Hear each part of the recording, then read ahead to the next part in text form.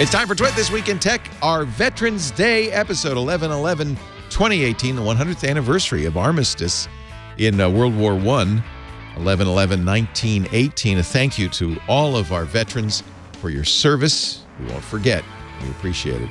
Our show today features Lisa Schmeiser, editor at IT Pro Today, Wesley Faulkner, who's developer relations advocate at IBM, and Micah Sargent of iMore and Chihuahua.coffee. We'll talk about the new Apple hardware and what it all means, Samsung's folding display, why people don't trust Mark Zuckerberg, but do trust Oprah, and a whole lot more. It's all coming up next on Twit. Netcasts you love. From people you trust. This is Twit.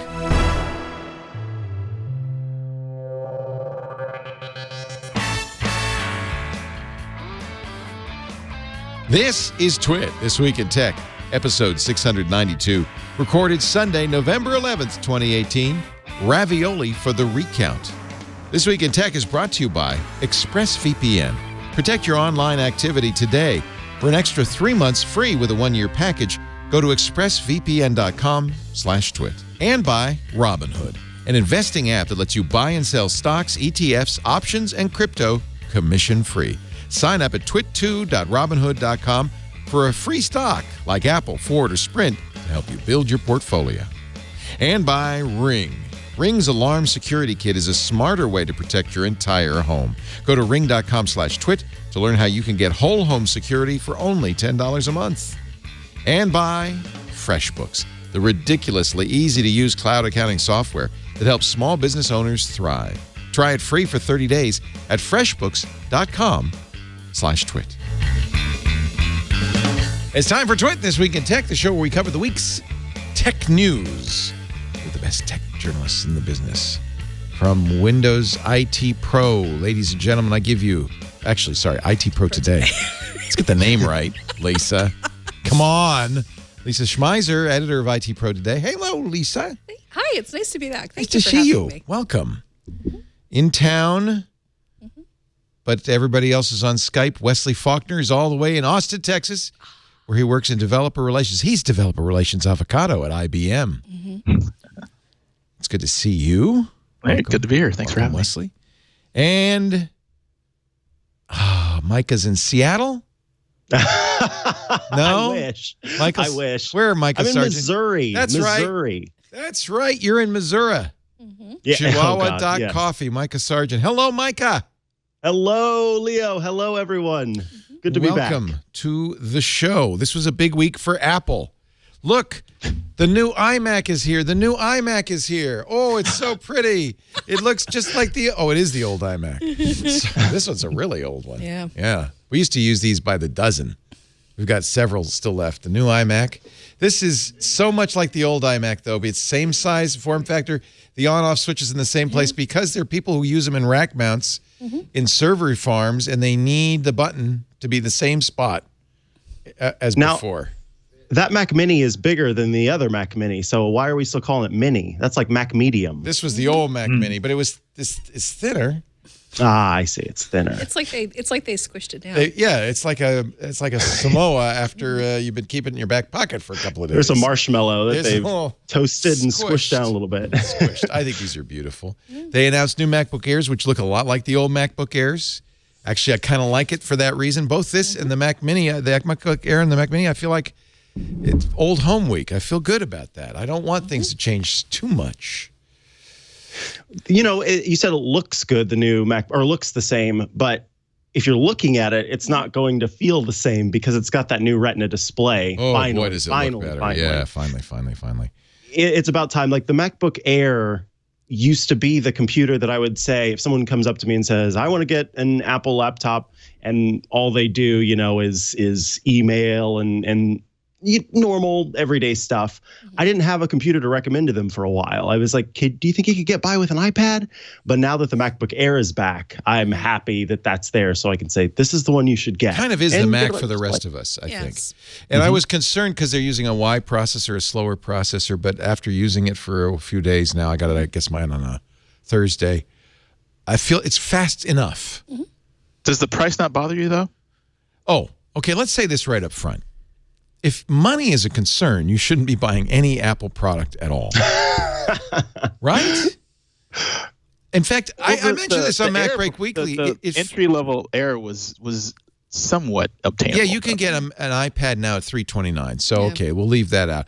But any of the new stuff, it's really for rich folks.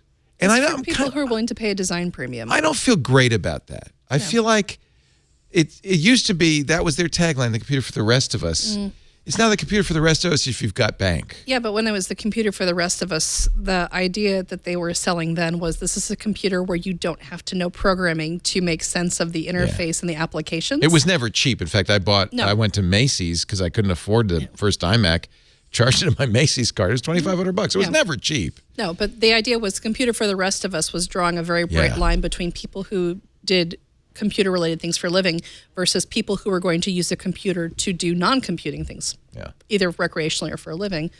But now I would argue that they charge the prices because they can. They get away with it. And we've also had nearly 20 years of teaching people that design is a premium worth paying for when it comes to consumer goods. People pay money to think that what they're to think that what they're using has been designed well and thoughtfully and beautifully. I just noticed you're using the old MacBook Air. Yeah, I'm cheap. I don't upgrade until I have to. Still designed well, though, right? Oh, you know, it's funny. I likened the new MacBook Air to mom's home cooking. Yeah. Maybe you could get a more gourmet dinner out. Yeah. But this is what you since 2008. I'm a reporter. I don't need a lot of processing power. I don't edit video. I don't edit a lot of files with a lot of data, and I'm not a gamer, so I don't need a machine that's souped up. I could probably comfortably use this until it gets to the point where Apple releases an operating system that's not compatible. Right. I should also add, I'm still using my. Oh my God! It hurts my eyes just to see it. What number is that? It's a 5S. It's the smallest thing I've ever seen. I'm still using. How do you live?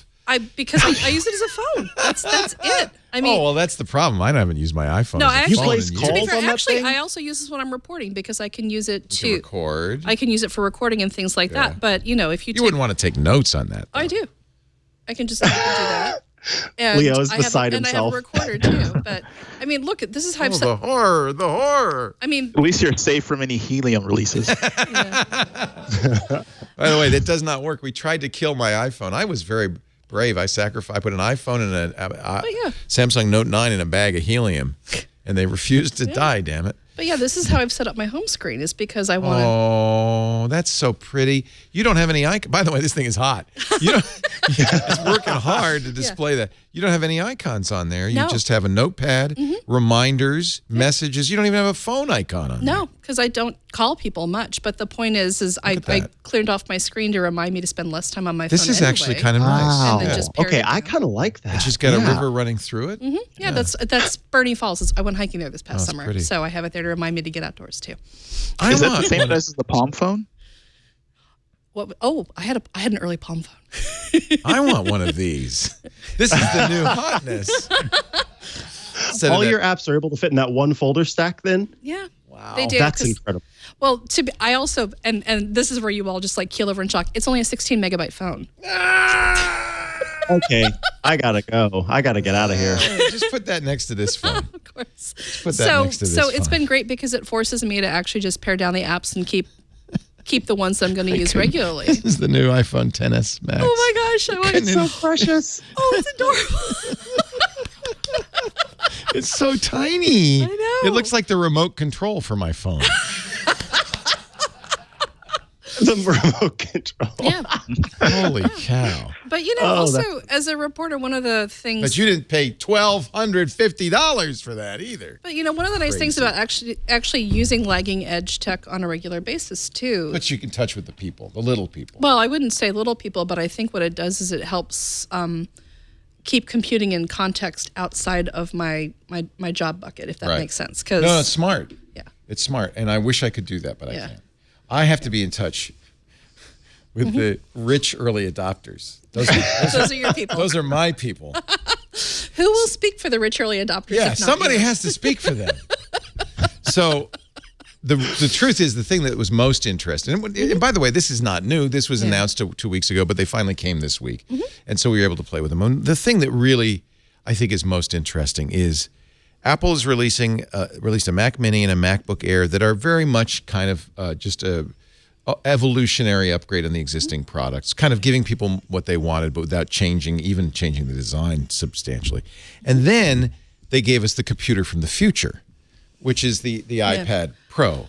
And this thing is not this year's computer. It's probably not even next year's computer. This feels like the computer from 2029. Yeah. It's really futuristic, and partly because of the chip in here.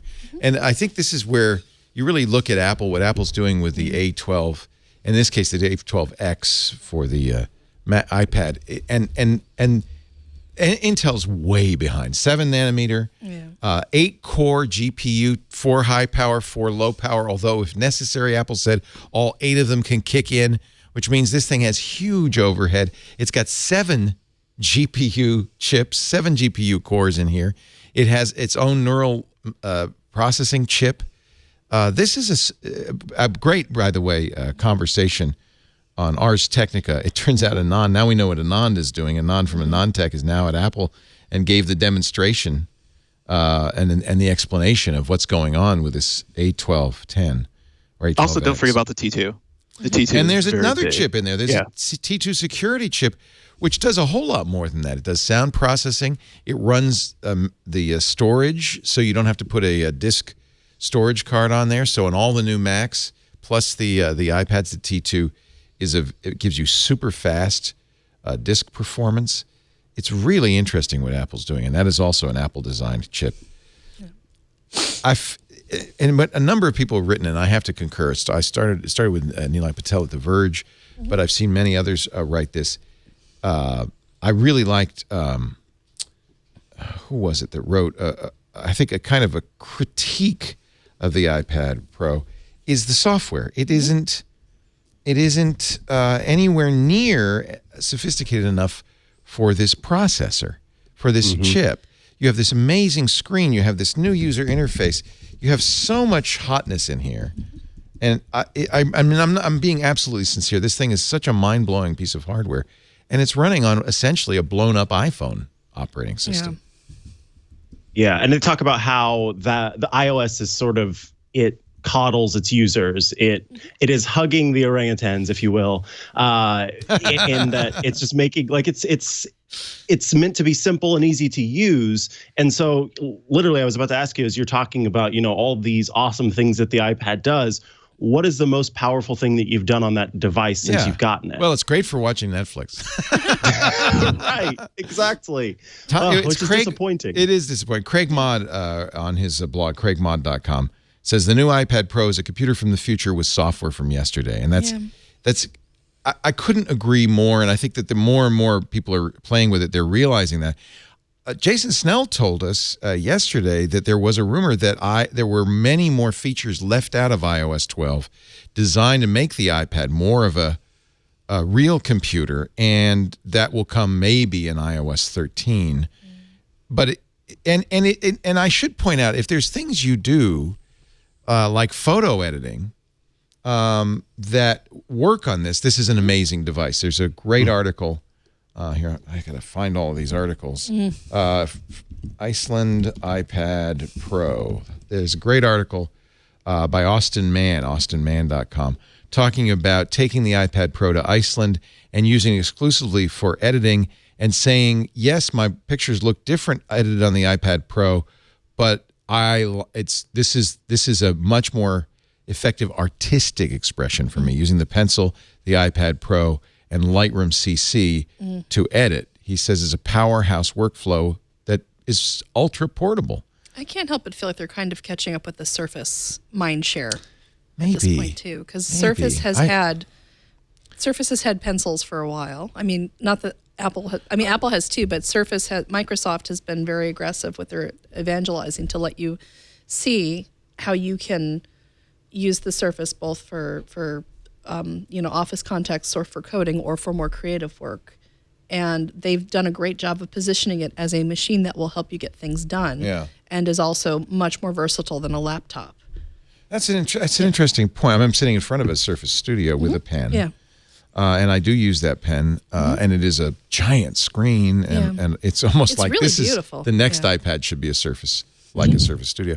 But I feel like that's an interesting point because there it is, a desktop operating system on iPad-like hardware. Yeah. Well, Microsoft's been moving towards that, though, with a lot of their universal Windows applications. Yeah. They've been trying very hard to build a user experience where you can move from your desktop computer to your laptop to your Surface tablet and back again. So maybe that's my mistake. Maybe this isn't the computer of the future. I should have just bought a Surface Pro instead of an iPad. It depends on the rest of your ecosystem. Microsoft is always ahead of the curve, too far ahead. They're ahead of their time. They've had tablets forever, and it took a while and took someone else to be able to bring it mainstream. Bill Gates was a big believer in tablet 20 years ago. And so I think the pen, if it comes out on Microsoft, then wait 5 years and then come out with it again and be new. The pencil, the Apple Pencil, though, is better than the Microsoft Pen. Right, because they learn from the mistakes. Oh, okay. They are the pioneers that get the arrows in the back. I see. That's a great So way of looking at it. everyone learns about what's the future. And if you look at what's that project, the folding Microsoft thing that never came out. I can't remember. Oh yeah. That was supposed to come out, still might come out. It was called Courier, and then it was called Andromeda, and now it's called the Samsung Yeah. folding phone. They are learning a lot from their labs, and I think that they are releasing things when they think that it's good enough for them and not thinking about smart people or not so smart people or figure out a way to transition between those. I think interesting. Apple, I had left Microsoft out. I probably shouldn't have. Well, one of the things I don't want to use Windows. I have the Surface Go. I have a Surface Studio, as you can see. But it's running Windows, which to me doesn't feel as elegant. Well, one of the things I've noticed about Microsoft is they eat their own dog food. Everything that they release to the public, they use internally first. And on the one hand, it's great because they've got a use pool in place. But on the other hand, I think it may create an effect sometimes where because it works for them, there may not be the awareness that the rest of the world hasn't had the same learning curve at the same speed. Right. For example, they have been using workplace metrics on their Office software now for a couple of years. Right. It's working great for them. It's helped them figure out time management and move them towards this new idea they're pushing out, which is that they want to eliminate multitasking and introduce people to the idea of just flow. See, that's part of the problem I have with the iPad is that basically, no matter what you're doing, and I know, don't write me, I know there's multitasking, but basically you're doing one thing at a time. Yeah. But basically, the point is Microsoft has been and it's hard to. They've been overhauling their own culture and how they work internally. Yeah. They've now baked it into their products. don't They're get going the to release feeling- it to the wild, but I don't, like Wesley said, it's a little bit ahead of its time. I'm not sure it's going to be something that people are like, oh, thank goodness. I now have terrifying metrics that tell me exactly how much time I spend emailing somebody and how many hours a week I spend in meetings. And what am I supposed to do with this? We're not quite there yet. But people who have been eating the dog food for a couple of years, they're there. Yeah, it says Microsoft left the psychology out of technology. So they can figure out how to do things that work good for them, but they do not factor in the rest of the population. No. Is that a marketing problem more than anything else? No, it's a smart people in a smart culture who it's a reinforcing feedback loop, if that makes sense. Well, is it the problem that Silicon Valley's always had, which is engineers design for engineers? Oh no, they've got a great UI program. I think, again, the thing is there's a big difference between designing something that works for a culture internally versus one that's going to work for a larger market. To use a different metaphor, in the 90s, you could always tell when a website was really poorly designed when it reflected the internal structure of a company rather than the customer-facing things people wanted to do on a website. And so when you're looking at how products get developed, sometimes it doesn't hurt to ask, does this product just reflect the company culture that they have, or does this actually reflect an awareness of who their customers are and what their customers want? It's ironic because Microsoft seems to be leaving desktop computing behind. Oh, they're very clear about that. They're very clear that we're in a post. I mean, it's all about the cloud now. Remember, Satya Nadella's first thing was mobile first, cloud first, and then they moved to the idea of digital transformation, which is the notion that computing is all about the digital information that you either create or you manipulate or you extract value from. And now what they're moving into is now they're trying to push you to a post-app environment too, where the idea is not so much you open this app, and this app to do your job, but you identify your task flow, and then the apps seamlessly integrate with each other so that you don't have to switch between them. Yeah. I don't know if I trust that kind of thing. It sounds cool in theory, but I still have the file system on iOS, I think, is an example of this whole idea that you have a task that you want to complete. And so it doesn't matter where your files are, and it doesn't matter where this is or what app you're using. You just use tags to make sure everything's organized how you want it. And I don't like that. And maybe that's the difference between, still being in that area where we've got holdovers from the way that we've done computing for so long, whereas maybe, like my youngest sibling, where he's not thinking so much in terms of apps and thinking in terms of this idea where it's workflows that you follow. It might make more sense to him, but I don't know. I'm stuck in my ways. That sounds terrifying to me. Micah, you're not even 30. No, but as long as I've been using computers, this is you're digital native, right? You grew up. You've always had the internet. You've always had computers. I've had dial-up. I've had dial-up. I guess that doesn't count. Yeah. I started on dial-up. Your younger brother's digital native, though. Oh yeah, he's absolutely and that's what I'm talking about. The difference between where I still use computers like everybody else does versus he using computers. He would perhaps fit better into that new way of things that you're talking about. Well, that's what I often wonder, is that maybe I'm trying to shoehorn an iPad experience into my previous experience of desktop computing, and that's and to some degree, by the way, Microsoft also does that. Yeah. And maybe there is a new paradigm of computing that does make sense. Well, can I roll out a theory? Yes, roll out a theory. Here's the theory. Oh. So I think you hit the nail on the head when you said that it's the hardware is way ahead of its time before the OS, because my theory is that the iPad Pro is the development platform for the next era of computing, and they need something more powerful for where they're going rather than something that fits the needs of today. It feels like that. It feels like, and if you look at what they're doing with their processors, the T2 chip, they're continuously getting closer and closer to controlling everything that's needed for something radical to happen. And if you look at, and people didn't touch on this, when they changed their reporting structure for their financials, saying they will not break down individual units, they probably are going to release something that's very radical, their future, that won't sell very well, but will be disguised in terms of how well or how not well it's doing. And so they don't have to break into it. Now I got to wrap my mind around this one. Actually, Apple did that. There's a history of doing that. The Macintosh did not sell well. The Lisa really didn't sell well. Sorry, Lisa. I'm used to it. But they clearly reinvented computing. And in fact, Apple may be in that exact same stage they were at when they had the conference that said Apple II forever. We'll never abandon the Apple II. Meanwhile, here's the Macintosh. Forget the Apple II. Yeah. And they did shortly after kill the Apple II. Maybe they're in that transition phase. One thing we probably do know is that this is almost the end of the line for Intel and Apple, right? They've got this. It's pretty clear when you look at what's going on in this A12X Bionic that they've leapfrogged Intel dramatically. And because they're designing chips for their own operating systems and their own environments, they can, instead of making a general purpose chip, they can make a chip that is tuned to work as well as possible with the existing hardware and operating system. And if you look at the T2, it's an accelerator. When you break it down, it's a cryptography accelerator. It's an encoder accelerator. So anything that wherever their Bionic chip falls short, they can just accelerate into the T2 and keep iterating there separately and still be able to stay ahead of the curve. If a new technology comes out, they'll just wrap it into the T2 without breaking their development of their Bionic processor. They did say that the iPad Pro is faster than 92% of all laptops sold this year.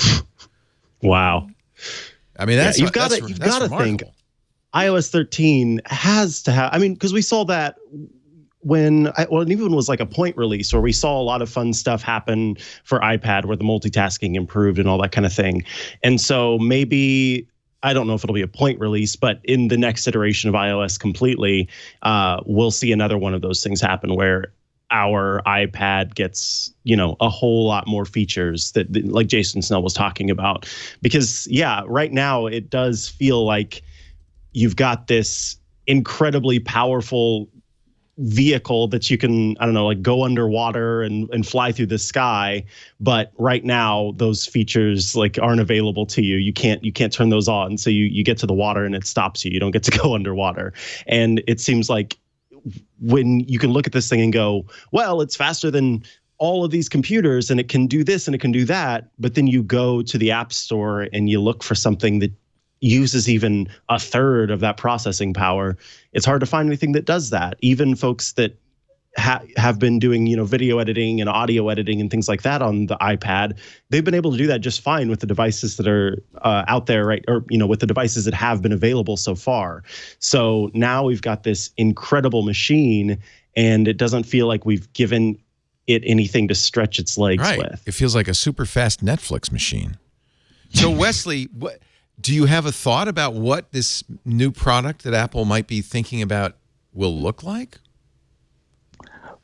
Well, sorry I harp on this so much, but if you look at the T2 chip, I think it's a big key that no one is spending too much time on.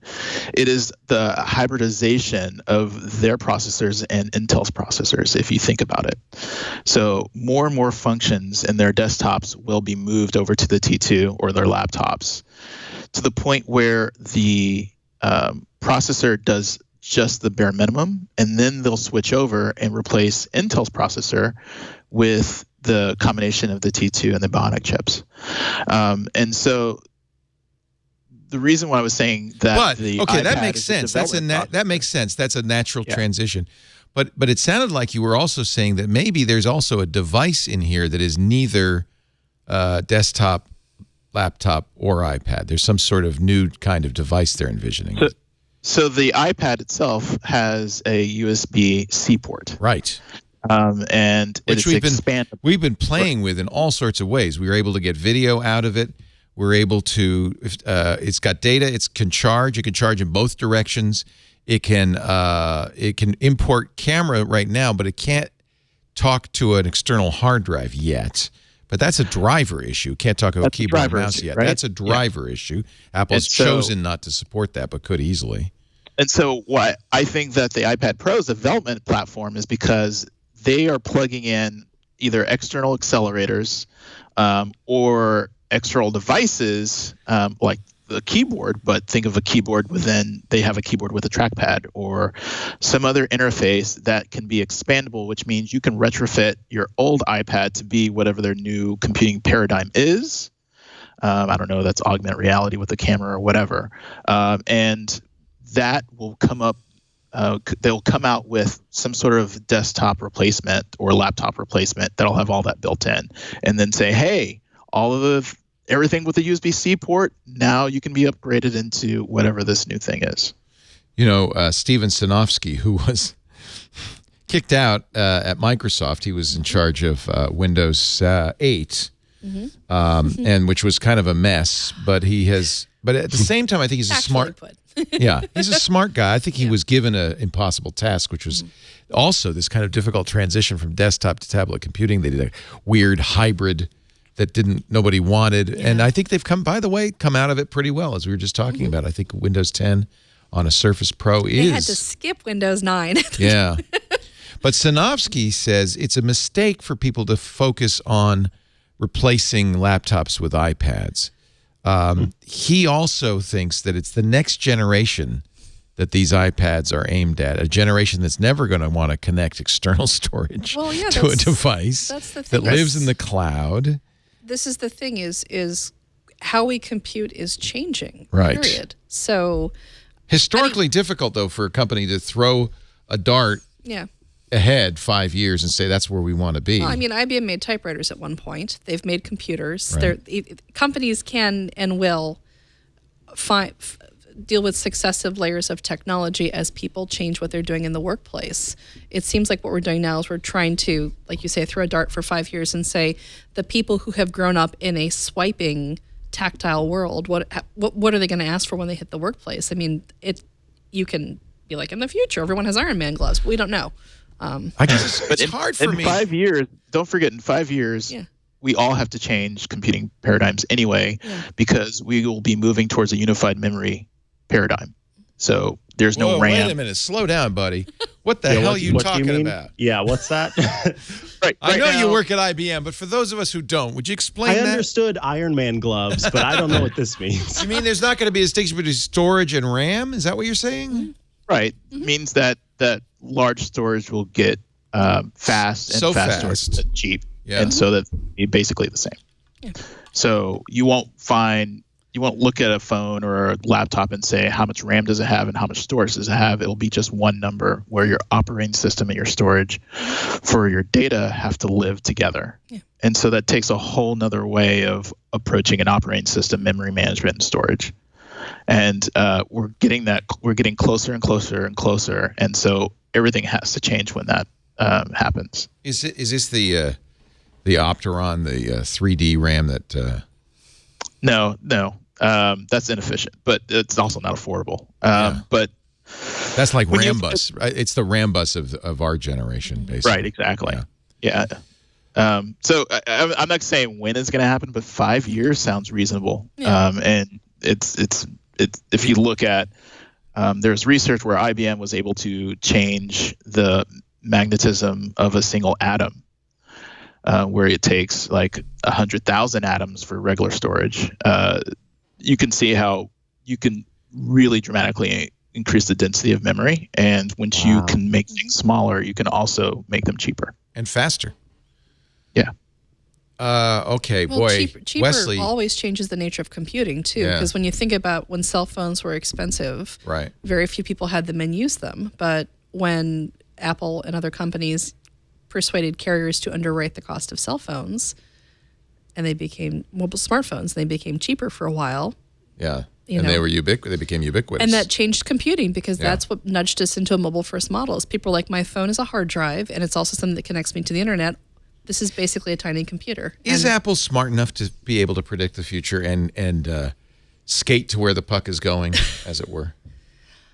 So I have a slightly heretical perspective in that I don't think Apple is a computing company so much as I think they're a consumer company whose focus is computing products.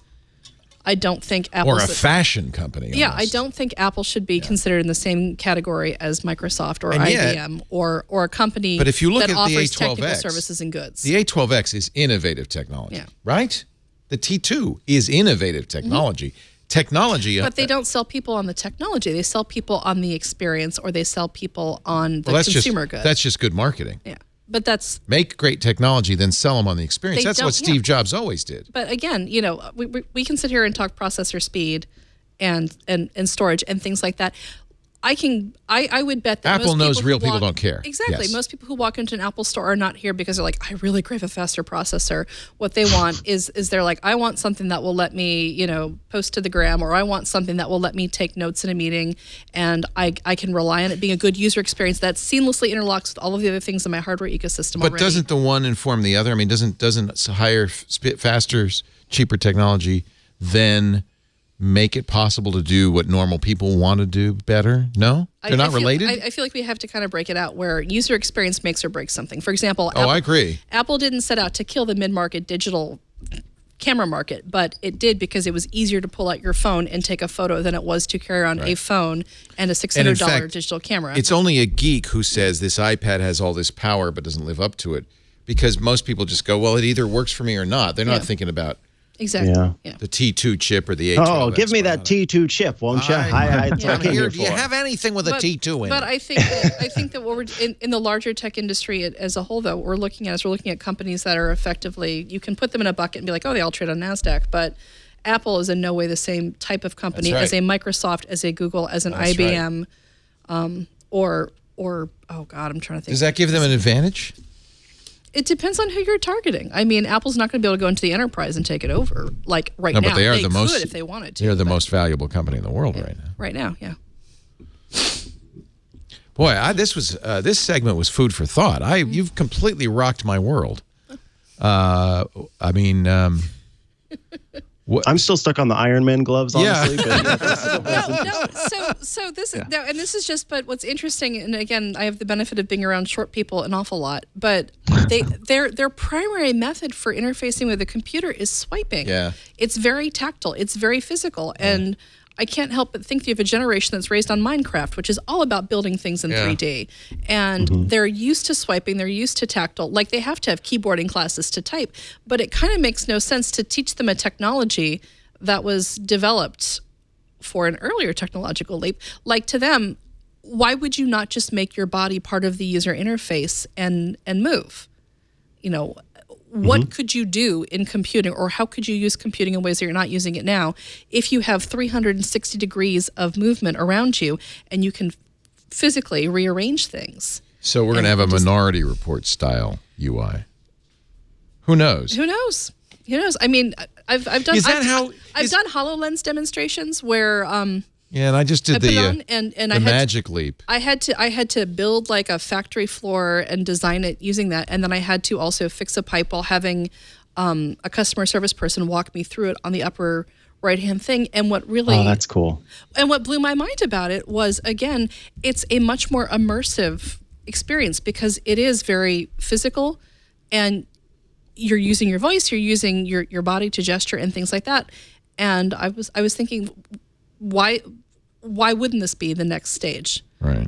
For mainstream computing, you're always going to have accessibility issues you have to get around. There's no way around. There's no way to avoid that. Like there are going to be people who simply can't use their bodies. But I think that we're going to move away from the keyboard as your primary interface for data. So you're gonna see a buff guy walking down the street, and you're like, oh, he must have a desk job. Yes, exactly. That's funny. Look at the size of his forefinger. My God. Yes, all those triceps are super buff because he's like writing formulas in Excel. There we go. All right, let's do the startup that does that. Yeah. Do you think tech companies are, so I'm going to ask the question again, are smart and know what's going to happen, or are they're looking for solutions to problems that don't exist? They're throwing spaghetti on the wall and seeing what sticks? In the case of Apple, they are never first. Yeah.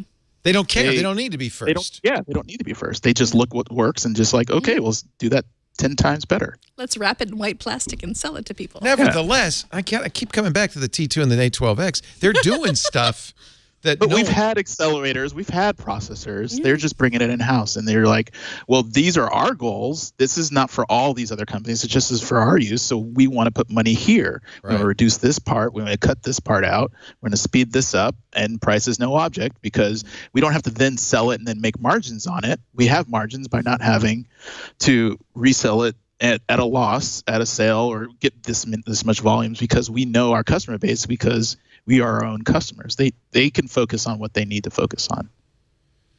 And then there's Samsung with the foldable phone. And I look at that and I wonder, is this something everybody's going to have in the future, or is this something Samsung thinks might be something everybody wants? With our aging population, it's a big screen. If you're 70, 80, big screen in your pocket, which our population is moving towards, you're going to want a big screen. It's funny because at the event, Samsung turned out the lights. Yeah. And I didn't they wrap it in something too? Yeah, to they try and wrapped it in a hide it away? case. Yeah. This is a obviously concept video of the phone, although I think it could very much look like this with a small screen on the front. Then it opens up with this folding OLED screen technology to a single screen inside, 360-degree foldable display. Yeah. So I look at this and I feel like, oh, I don't want this. Yeah, same. But well, my initial thing was it's a solution in search of a problem. But now that you've mentioned an older population, that makes perfect sense because you're talking about people where there may be either vision or dexterity issues. Isn't that funny? I think to some degree, I always assume technology companies are designing for the next generation. Maybe they're actually just designing for baby boomers. They have the money. And the next generation will do what it does. Why do you rob a bank? You rob a bank because that's where the money is. It's not the 15-year-olds. It's the 60-year-olds. Yeah. I will say anecdotally, because I try not to make my grandma comparison, but this is an actual real my grandma comparison. She has, I think, like an iPhone 5C or something like that. And she doesn't really ever use that because a long time ago I gave her an iPad mini. And she uses the iPad mini for most of the stuff that she does.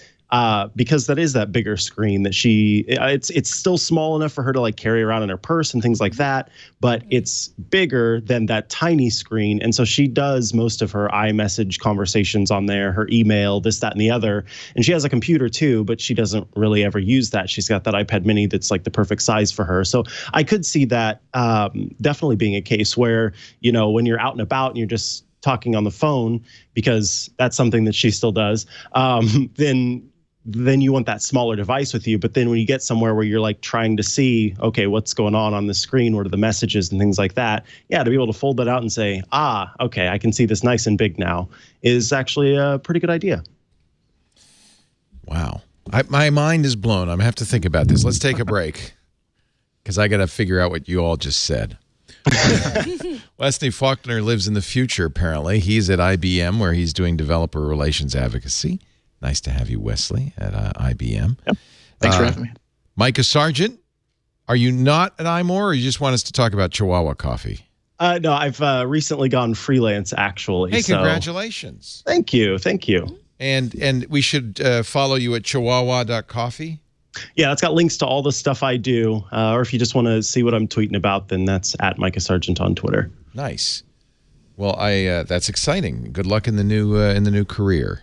Thank you. Yeah, chihuahua.coffee. You have to figure out how to spell it.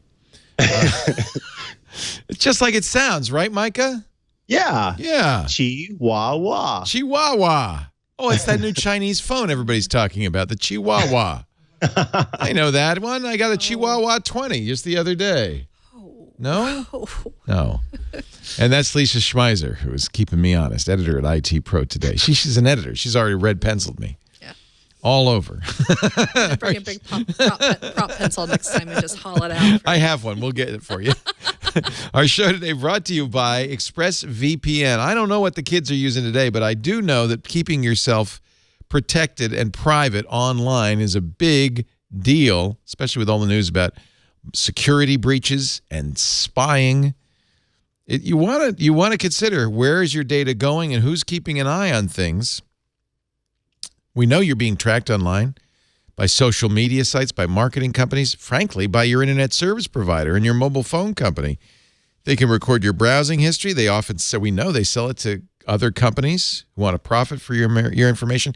Everybody's always talking about Google and Facebook, but your ISP is also, without any safeguards, keeping an eye on what you're up to. That's why I back my privacy, and you'll want to too with ExpressVPN. A strong VPN is your best way to stay safe and private online. ExpressVPN has easy-to-use apps. They run in the background on your computer, your phone, your tablet. You could turn them on with one click, secure and anonymize your internet browsing by encrypting your data, hiding your public IP address. Of course, ExpressVPN does not log, so you're completely anonymous. You could safely surf on public Wi-Fi without being snooped on or hacked.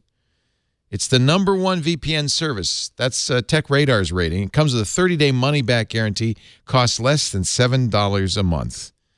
It is the best. I know people we get a lot of calls these days. I'm looking for a VPN. Go to expressvpn.com/twit, and they'll give you 3 extra months free with a 1-year package. expressvpn.com/twit. Add 3 months to your 1-year package free. expressvpn.com/twit. Protect yourself online. Now more than ever. Let's see, we were talking about the folding phone. I guess we've said everything we need to say about that. It's for old people. Now I understand. As an old person, I should have gotten that right away. Is there anything else to say about the new Apple stuff? We did talk about the fact that their unit sales are no longer going to be reported. That's kind of makes sense. I don't know. Some people say it's because Apple doesn't want you to know. but I'm lately been more convinced that it's just because it's not as important as how much money they're making per customer, which is what they will report, right? And that was the argument they that want they to made in the call. Now that Serenity Caldwell has moved on to the Fruit Company, I handle the transcription of the financial call for iMore. Yes. And they brought that up quite a bit.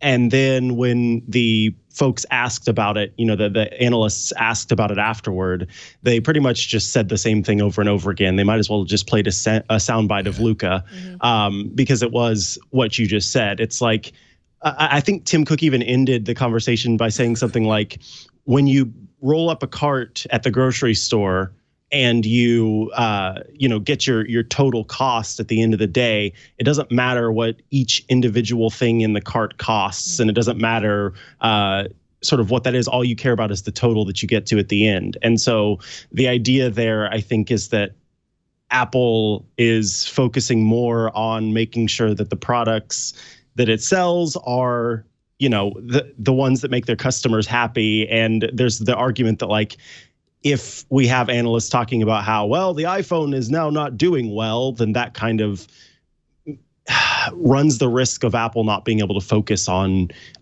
continuing this right product experience. Yeah. It's all very confusing, and I don't know what the real reason is, but I did kind of like Tim Cook's little thing at the end about shopping carts. Speaking of shopping, this is Singles Day. Mm-hmm. It is Veterans Day, the 100th anniversary of the armistice in World War I, 100 years ago, 11/11/1918, and as 11/11 and 11/11 a.m., the war ended. But, of course, we commemorate veterans and on this day, and I think it's a good thing to do. There was a big parade in Petaluma today, a lot of fun.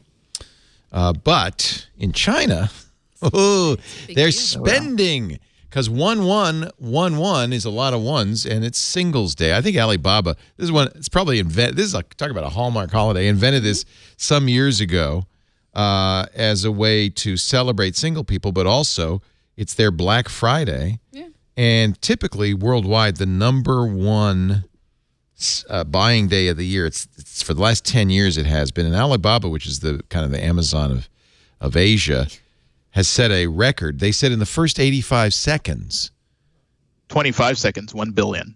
$1 billion. In the first 24 hours, $30.8 billion in sales. Wow.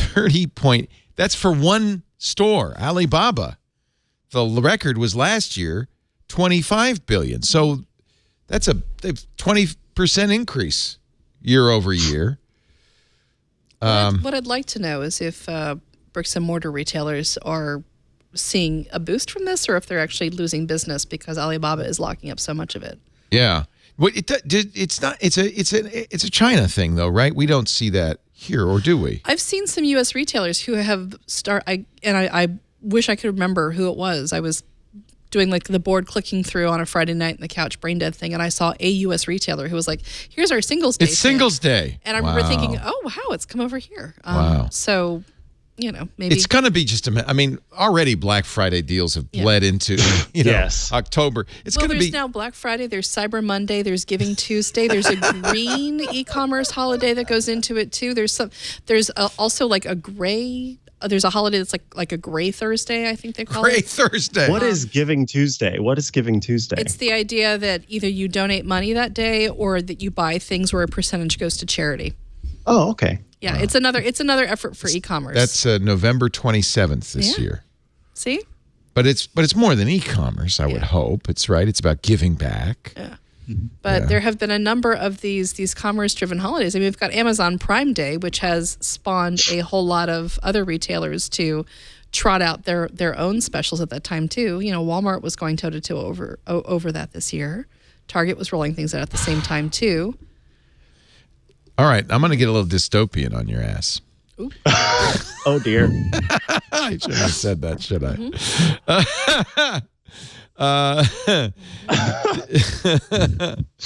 Let's rewind that. Tech CEO. Have any of you read Yuval Noah Harari's book, Sapiens, or Homo Deus, or his new one, which just came out, which I just got, but I haven't read yet. He is a Israeli philosopher, PhD from Oxford, teaches at the Hebrew University in Jerusalem. Sapiens was amazing, and apparently he's become kind of a poster child in Silicon Valley.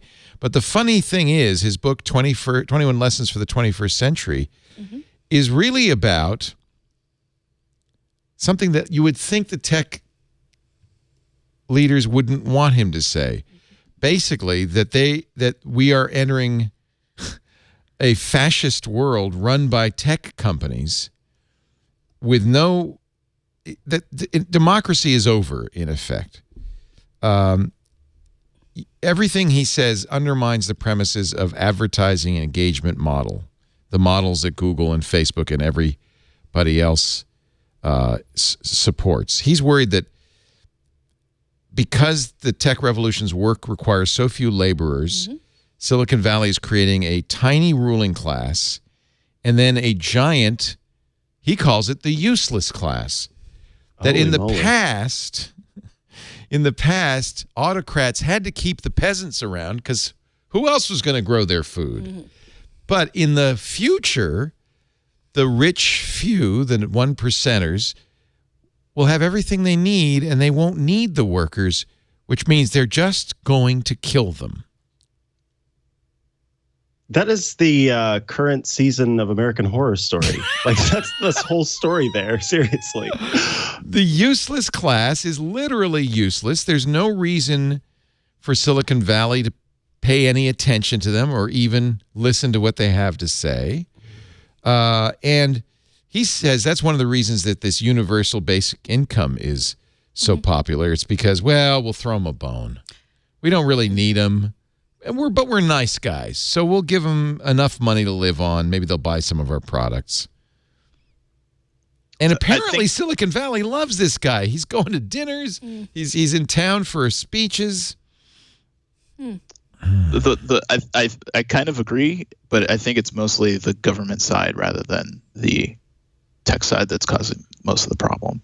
Well, that's what he says. He says because government is so dysfunctional, at some point, Mark Zuckerberg, Larry Page, Jack Dorsey, and most importantly, Jeff Bezos are just going to say, oh, you know what? Government doesn't work. Well, throw it out. We'll take it from here. The issue is there's no government support. Like if you look at the postal system, there's UPS, there's FedEx, and then we have the postal system because it is deemed that getting mail, at least at the time, was more important than making money because people need to communicate. There is no equivalent for the digital age in terms of internet connectivity. No. And so the ability to move from one class to another is wider. The gap is wider because the access to information is further away. Of course, we have libraries which are being underfunded, and I think people are saying, why do we still have libraries? But they're very important because of that, of people who don't have access any other way. But if you look at like institutions that are trying to give accessibility to learn so that you can move forward, they're being challenged, saying, government shouldn't be doing that for people. Government should get out of the business and leave it to the private sector. The government is pushing people to the private sector and not giving a safety net for those that the private sector chooses not to support. That's why, those rural broadband problems, because the private sector should be taking care of that, but they choose not to. And so there is no recourse because there is no safety net because it is government ceding all of that, the most important part, to the private sector, and there's no recourse. The government recently defunded programs that were designed either for rural internet access or low-income internet access. These programs were funded under the previous administration. They've been defunded under this one. I've done a couple stories on rural broadband, and what I've consistently gotten from centrist or right-wing think tanks when I ask them, why can't we do internet like TVA did electricity and water? And their answer is, well, technical standards change so fast. You don't want to waste a lot of taxpayer money on internet just to have it be upgraded in a few years. But what it comes down to is a more fundamental failure on the part of government, I would say, to argue that no, access to the internet is at this point a utility. It's as important as a phone program which they subsidized for years. It's as important as electricity. It's as important. And like Wesley said, the economic mobility, the ability to move from one class to another economically in this country is much, much less than it was 10 years ago, 20 years ago, 50 years ago. And it comes down to a failure. It comes down to both the government not making a case for itself and politicians not making a case to people that government is a way to provide basic infrastructure to allow people to create and access opportunities. I mean, what this dystopian guy says is basically, opportunity. No one's going to... No one needs opportunity. Yeah, which is... well, it's very short-sighted. I mean, honestly, maybe I'm a cynic, but I just assume that really they don't want government to do anything, that private should do everything, that's just kind of the... so back in the 90s when I was coding, ideology of this, the dogma of this... back in the 90s when I was coding, I freelanced on the side, and one of the pieces I wrote was asking why coders and website developers didn't unionize. Right. Because it was kind of crazy to me that all of these people were bragging about, I worked 70 hours this week. But they don't want to. Well, this is the thing, is every developer I talked to was like, if I unionize, then someone else is going to be responsible for salary negotiations. Someone else will determine my benefits, and I can't optimize my own value. This is part of that same it's an arrogance. It's part of that same arrogance that's driving this. Everybody is under the impression that they're going to be the one who can maximize I could do it best. Yeah, exactly. Yeah. No collective vision at all. But you take a look now, and we're getting to the point where programming can be something that is effectively written by tools. Like, you don't need people. Right. Let me read. And you're playing right into this. Unionization would have done a whole lot of good for these guys back in the 90s. You're playing right into this. This is from the New York Times article about Harari. Yeah. Harari's puzzled. Why is it that I've been embraced by Silicon Valley? And the Times writes, this is Nellie Bowles, by the way, writing, who's great. Part of the reason might be Silicon Valley at a certain level is not optimistic on the future of democracy. The more of a mess Washington becomes, the more interested the tech world is in creating something else. And it might not look like elected representation. Rank-and-file coders, exactly what you said, Lisa, have long been wary of regulation and curious about alternative forms of government. A separatist streak runs through the place. Venture capitalists periodically call for California to secede or shatter, or for the creation of corporate nation-states. And this summer, Mark Zuckerberg, who incidentally has recommended Harari to his book club, acknowledged a fixation with Caesar Augustus. He had that in the New Yorker profile, too, where he's really into the idea of conquering and imposing peace. Basically, Zuckerberg told the New Yorker, through a really harsh approach, Caesar established 200 years of world peace. You see? The trains ran on time. Depends on your perspective, right? Yeah. So... let me add one more piece to this dystopian puzzle. Sweden, this is the deputy governor of the Central Bank of Sweden writing for the World Economic Forum. Sweden is moving rapidly away from using cash. The outstanding value of cash in circulation has dropped to 1% of GDP. Basically, it's a cashless society. That sounds fine, right? We're all moving towards that. You use credit cards. They have something called Swish. Everybody in Sweden uses Swish. To swish money has even become a verb. It completely bypasses, central bank notes and coins. But here's the problem. If cash stops working, it leaves everyone to rely on the private sector for access to money and payment methods. It would be a historic change without precedent. No, it's the company's store all over again. You owe your soul to the company store. Yeah, think about it. So... We're moving in that direction too, right? We're arguably there with compensation. When you think about how many workers in America are compensated, it's not just salary. It's also access to health care benefits that won't bankrupt you. And that is dependent on the largesse of a company. Can't blame them. And what they choose to pay for health insurance. So instead of it being something where, to get back to Wesley's point, instead of it being something where you've got a government as the regulatory body ensuring equality of access for everybody, you have people with wildly disparate levels of healthcare access at wildly disparate prices because it's linked to private corporations and private enterprise instead. So what Sweden is proposing, and maybe this is a window into what our future might hold, is the e-krona. The central bank says we're going to have to create our own digital currency instead of cash, so that the government will still have some role to play in the economic life of people. Yeah. You'll trade in your ordinary krona 1-to-1 for e-krona, which will basically appear as cash on your Swish account. I feel like we're going to see this in a few years. This will be proposed in the United States, don't you think? I don't see how this works though. They're trying. They said it won't be based on blockchain, and so. Oh, it will be. They just don't know it yet. They just don't know it blockchain yet. got mentioned. Yeah. And so, and then what? If you're a homeless person, someone has to have like here's a your reader e-krona, or a buddy. writer. You need a phone. Yeah. The reason they don't want blockchain is because blockchain is fundamentally decentralized technology. Right there, you don't need a bank if you have blockchain. Everybody has the ledger. But Well, I think that depends on like what kind of blockchain. You can have a private blockchain. Right. You can have control all of the nodes in the servers. So you don't. It doesn't have to be non-disputed and open. It could be a closed blockchain. So that's possible. And so you can distribute it, but all of the data centers are owned by you.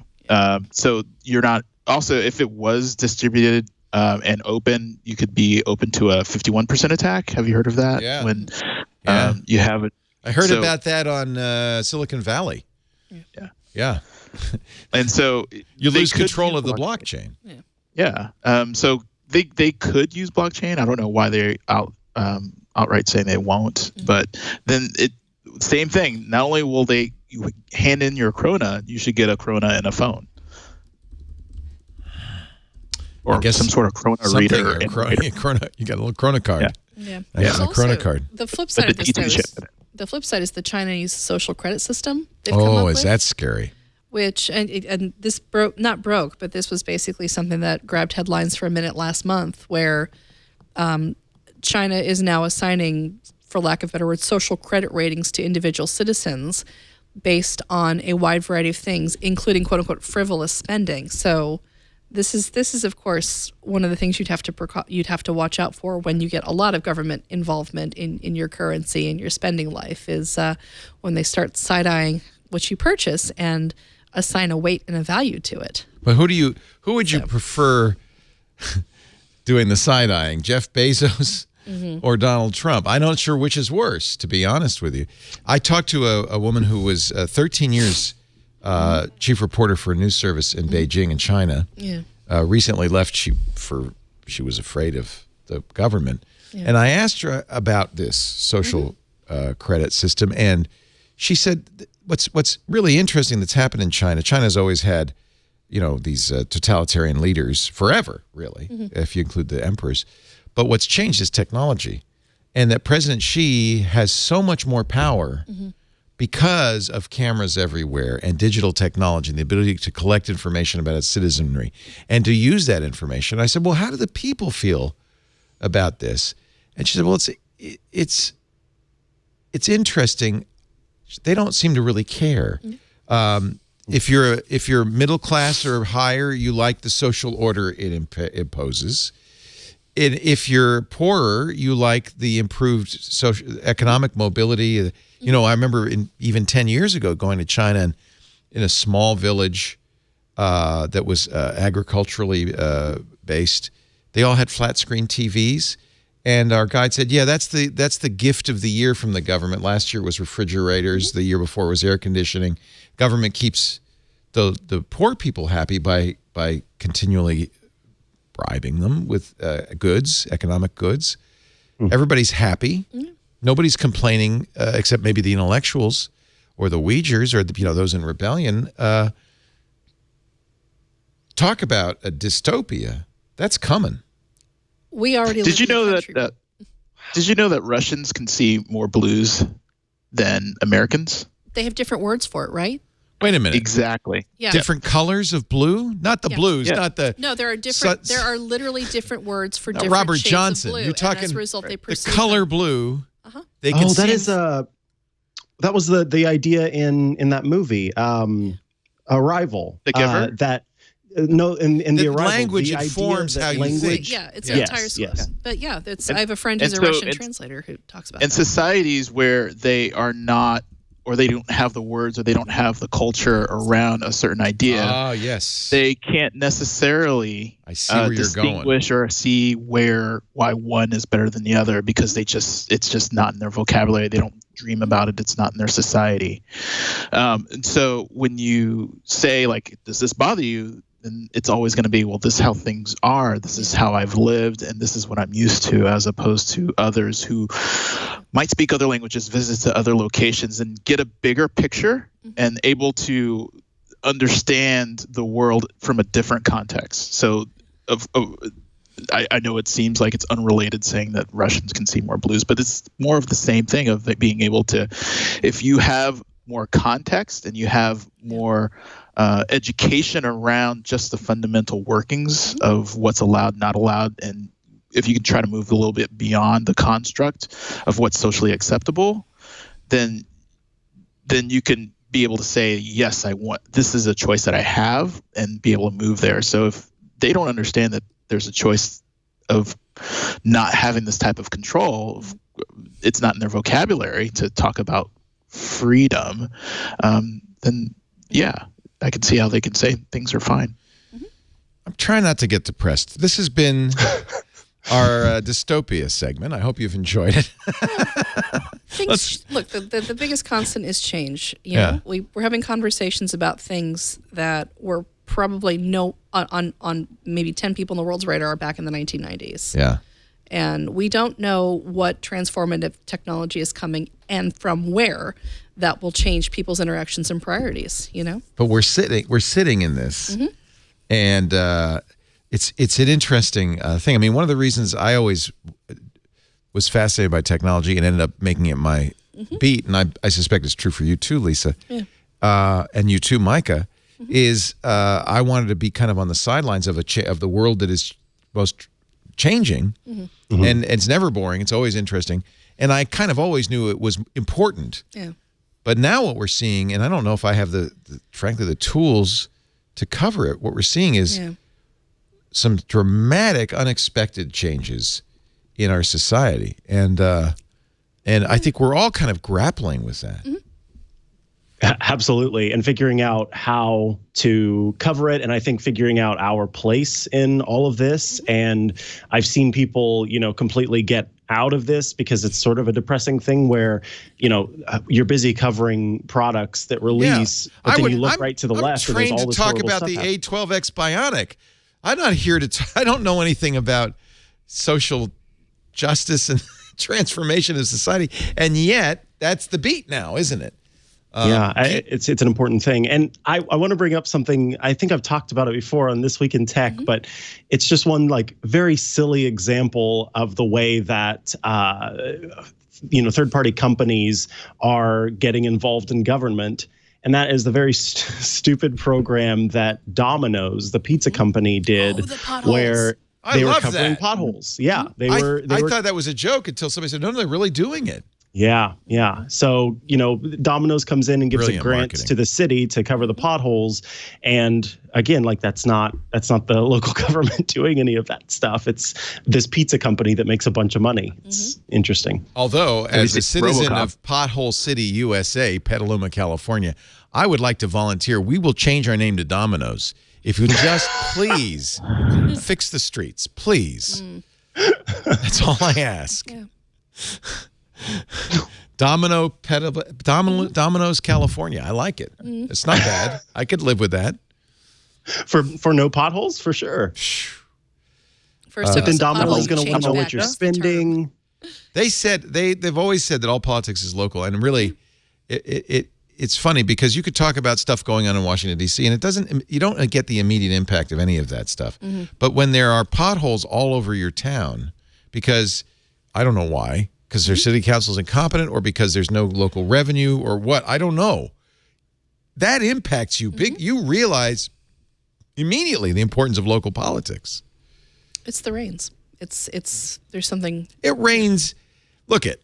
No, because this. I drive into Marin County, where it rains just as much, and the roads are perfect. No, but I'm going to say the potholes are usually predicated by extreme weather shifts, and we have to figure out. So it's going to get worse. Well, this is an exciting climate infrastructure change. challenge. Look at this way. It's a crisis-opportunity, as the Crisis-opportunity. Simpsons would say.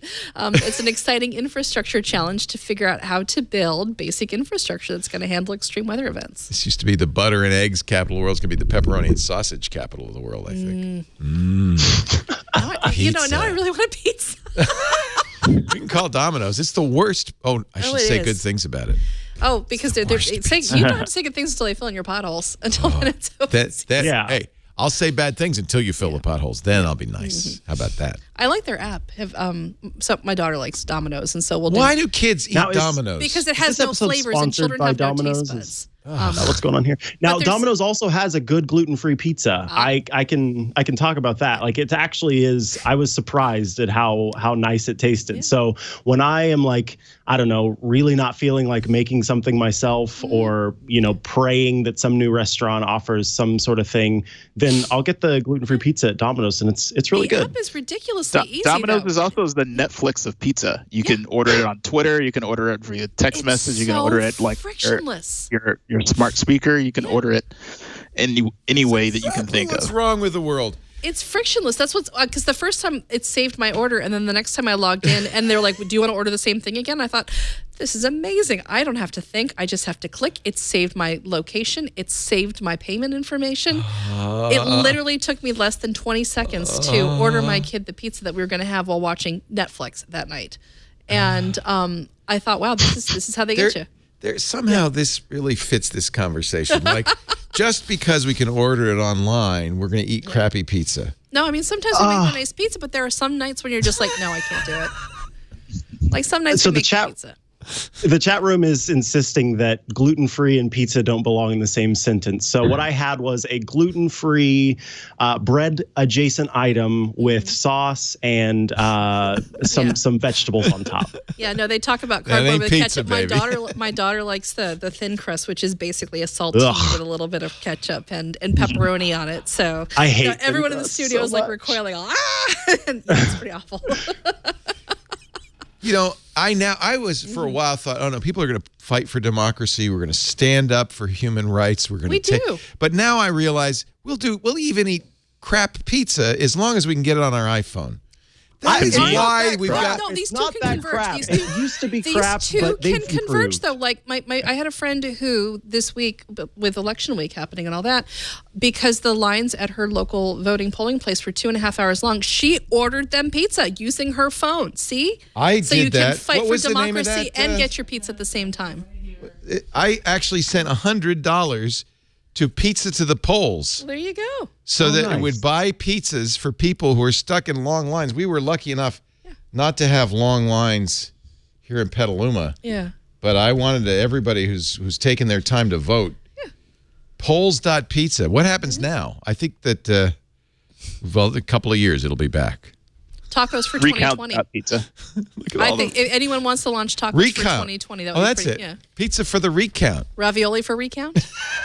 Ravioli. Tacos for 2020. Chef They sent 10,000 pizzas to 568 polling places in 40 states. Wow. Yeah. There's a lot going on with polls where you have a lot of people working very hard, and it's fundamentally a very bulky thing. This is what actually anytime we're disrupting technology, here's a place where we'll do your laundry and give you a cookie, which was an actual startup app.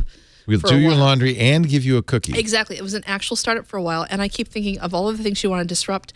Maybe take a look at making voting easier and more accessible to people, or maybe take a look at filling potholes, or maybe take a look at upgrading our civic infrastructure. Nah. Laundry and a cookie. Laundry and cookies. Yeah.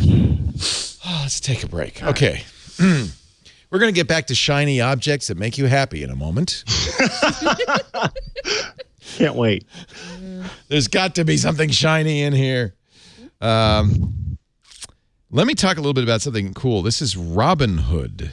It's an investing app that lets you buy and sell stocks, ETFs, and cryptocurrency commission-free. it's a good name, Robinhood, because basically these guys are doing God's work. They're trying to make financial services work for everyone, not just the wealthy. Other brokerages, as you probably know, charge up to $10 for every trade.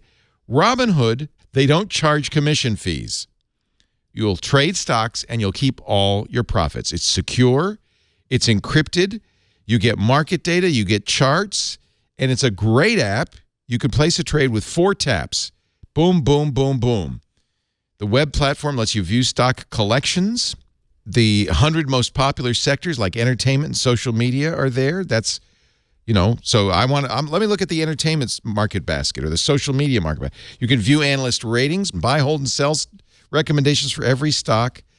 You could discover new stocks. You could track favorite companies with personalized news feeds. Build your portfolio, and there's no commission. Custom notifications for price movements. If you've been looking for ways to invest, you got to download the app. And they're giving you a free stock of Apple, Ford, or Sprint to help you start when you sign up at twit2.robinhood.com. Twit, the number 2, one word, twit2.robinhood.com. You'll get a free stock. You get started. I think this is great. No brokerage fees, no commission, trade stock, keep it all. What could possibly be wrong? This is awesome. twit2.robinhood.com. When I found out about this, I said, this is cool. I want to know more. twit2.robinhood.com. We thank them so much for their support. Brand new sponsor. It's amazing. It's amazing. So, turns out people don't like Facebook that much. Turns out. That. So Pew does these great research studies on the internet use. They found out that 44% of people 18 to 25 have deleted their Facebook app on their phone. 44%. Are they still on Instagram, though? Which is well, they are, yeah. I mean, this is the thing. And this is a poll conducted for Fortune. 22% of Americans trust Facebook. Only 22%. Amazon 49%, Google 41%, Microsoft 40%. None of this is great. Apple, for weirdly enough, less than Amazon, Google, and Microsoft, 39%. But Facebook, the bottom of the heap. Only 22% of Americans trust Facebook. I guess that's not a surprise. So it's about trust, not so much about liking it. Well, I don't think anybody likes it. Okay, good. Yeah, that's people like 99.2%. Do you suppose the trust issue has to do with Zuckerberg's the public perception of Zuckerberg as a CEO? Yes. Because you look at Tim Cook, who gets out there and he's, "Hi everyone, I'm Tim Cook. Yeah, I care about privacy and human rights and a $1,200 phone." Yeah. And or you get Satya Nadella, who writes a book which is really, I believe in human potential and I believe in distributing opportunities equally, and I also believe that we're in a post-desktop world. Or you even get Google's CEO who's like, "Yeah, I will go to the airport and wave a sign around when a travel ban comes down." And then you get Zuckerberg, and I don't know if he doesn't know the optics that go with being a CEO, or he genuinely doesn't care. But I wonder how much of the Facebook trust problem is Zuckerberg's perceived I just want to point out reaction or response. In a poll of adult Romans, only 22% trusted Caesar. I was like, where's this going? You don't have to be loved and trusted to change the world. And I think Zuck really thinks, Zuck, I know he's a true believer, right? Yeah. I don't think he's cynical. I think he's a true believer that life is better when you're connected, blah, blah, blah. I also think he thinks he can do it better. Problem. He does have a PR problem. There's no question. Yeah. 5 countries now are demanding he testify on data misuse. It's a joint international grand committee of members of the UK and Canadian parliaments investigating disinformation and online election influence campaigns. They've added Argentina, Australia, and Ireland. He's been invited by British and Canadian officials to attend the first joint hearing in November, but he's declined. No, yeah. That's I don't really feel like it. Yeah, I don't like traveling around the holidays. It's raining. It's raining. Yeah, it's raining. The helicopters don't do work in the rain. Everyone knows that creepy Facebook VR thing. Then he'd be there. But. I went to Puerto Rico and toured via VR. It's not possible, wrote Facebook officials in a letter, for Mr. Zuckerberg to be available to all parliaments. Okay. Why not? The parliaments wrote, we are very disappointed with this dismissive response. 5 parliaments are now calling on you to do the right thing by 170 million users in the countries they represent. This is but I mean, I guess you could take sides in this. You could be on Mark's side and said, well, come on, this is just a lot of grandstanding by politicians in these countries. After all, he did testify before the U.S. Congress in what was completely a sham, right? I mean, that whole thing was interesting. Yeah. Just the way that went down and the questions he was asked and the tech support questions he was asked. Well, I think it points to a fundamental disconnect between, again, what the tech industry thinks are its priorities and its messaging versus what people who are not in the industry may be receiving. Because I also would argue it's a failure on the part of the staffers for those Congress people to adequately write questions and educate them on here's what you have to ask and why. But they even structured it badly because they only had 5 minutes. There was no time for follow-up. They ended up grandstanding or asking him, "How does this phone work?" No, like I said, it's a failure on all sides. Yeah. I mean, but if going back to the PR issue, that was a good thing for Mark. Because all the focus was on the dumb questions, not anything bad that Facebook did. And if he read the room right, especially in the European Union, they feel that they have no control of all these American tech companies that are taking control of their citizens. And if he refuses to show up, which he already is doing, they have more ammunition to feed the narrative that they don't care about us over here. They're going to do whatever they want without any thought that we can do anything against them because they feel that we are so dependent. He should show up. He should say, I want to hear you. You're very important. Whether it's true or not, if you look on both sides, it would have been better. It'd be good for Mark and it would be better for these politicians to figure out, for them to even say that, hey, we care about you, so we're bringing Mark in. And Mark says, hey, I care about you, so I'm going to go. And he's not reading the room correctly. Well, he might want to read this graph correctly, although I have to say it's kind of goofy. How confident are you, this is the Fortune poll, in the leadership abilities of the CEOs of each of the following companies when it comes to ethical use of data and private information? And 77% of respondents said they were at least somewhat confident that Jeff Bezos was going to protect their private information. What? But only 59% said Mark Zuckerberg. I guess if you don't tell people how you're using their information, they're just like, Jeff seems like a nice guy. Yeah. He looks good. I've got this tower in my house I can talk to, and it's been so nice to me. I love Jeff. Jeff Bezos, number 1. Tim Cook, number 2. Satya Nadella, number 3. Sundar Pichai, number 4. I bet you half the audience didn't even know who Sundar Pichai was. Yeah. Mark Zuckerberg, number 5, the lowest. 59% at least somewhat confident that Facebook would use their information ethically. I am confident. That's why I bought a Facebook portal, which will be coming soon, and I'm going to put that in my house. 2 of them. Yeah, well, you have to have 2 because... Did you get the spinny one? Yeah. The camera that follows you around uncannily, like Mona Lisa's eyes.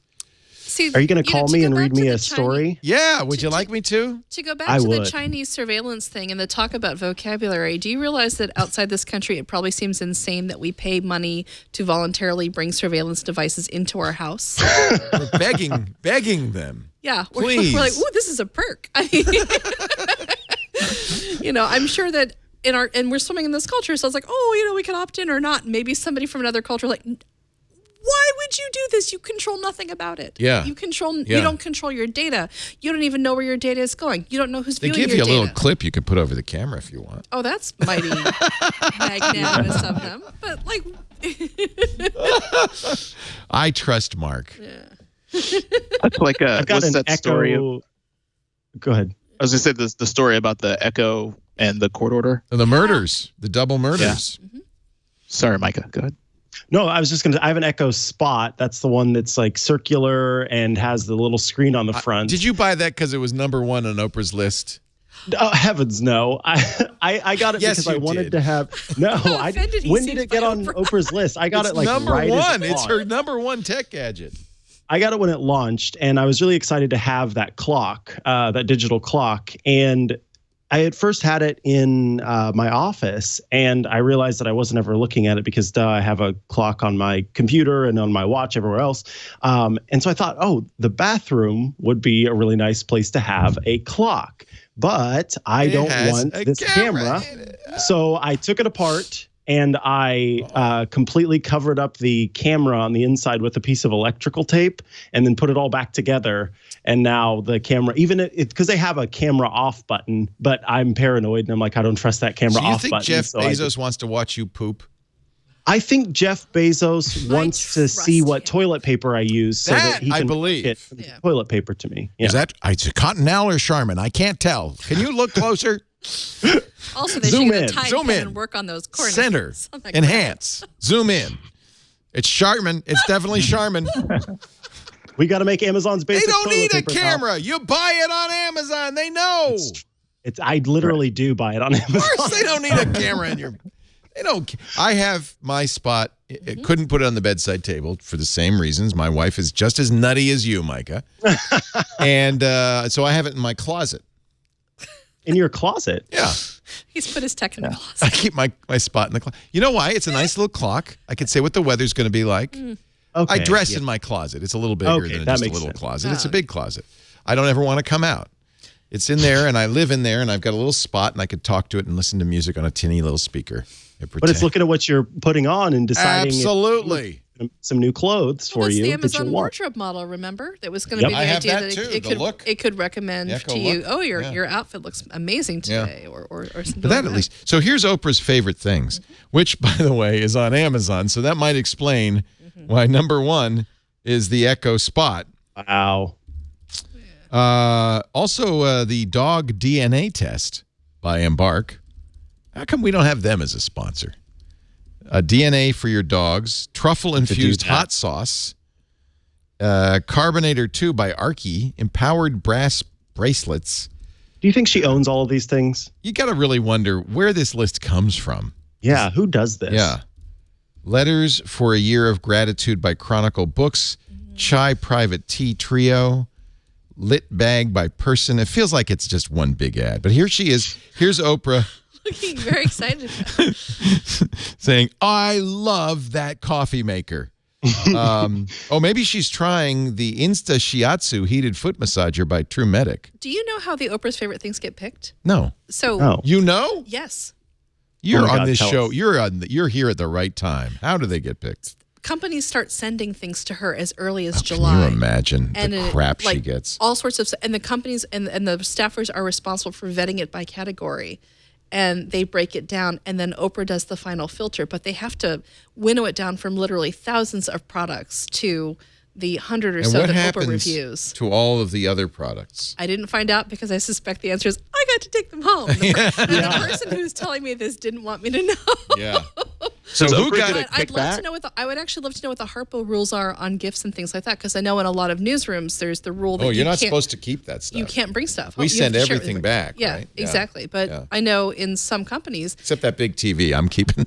and in some glossy media properties that are Yeah.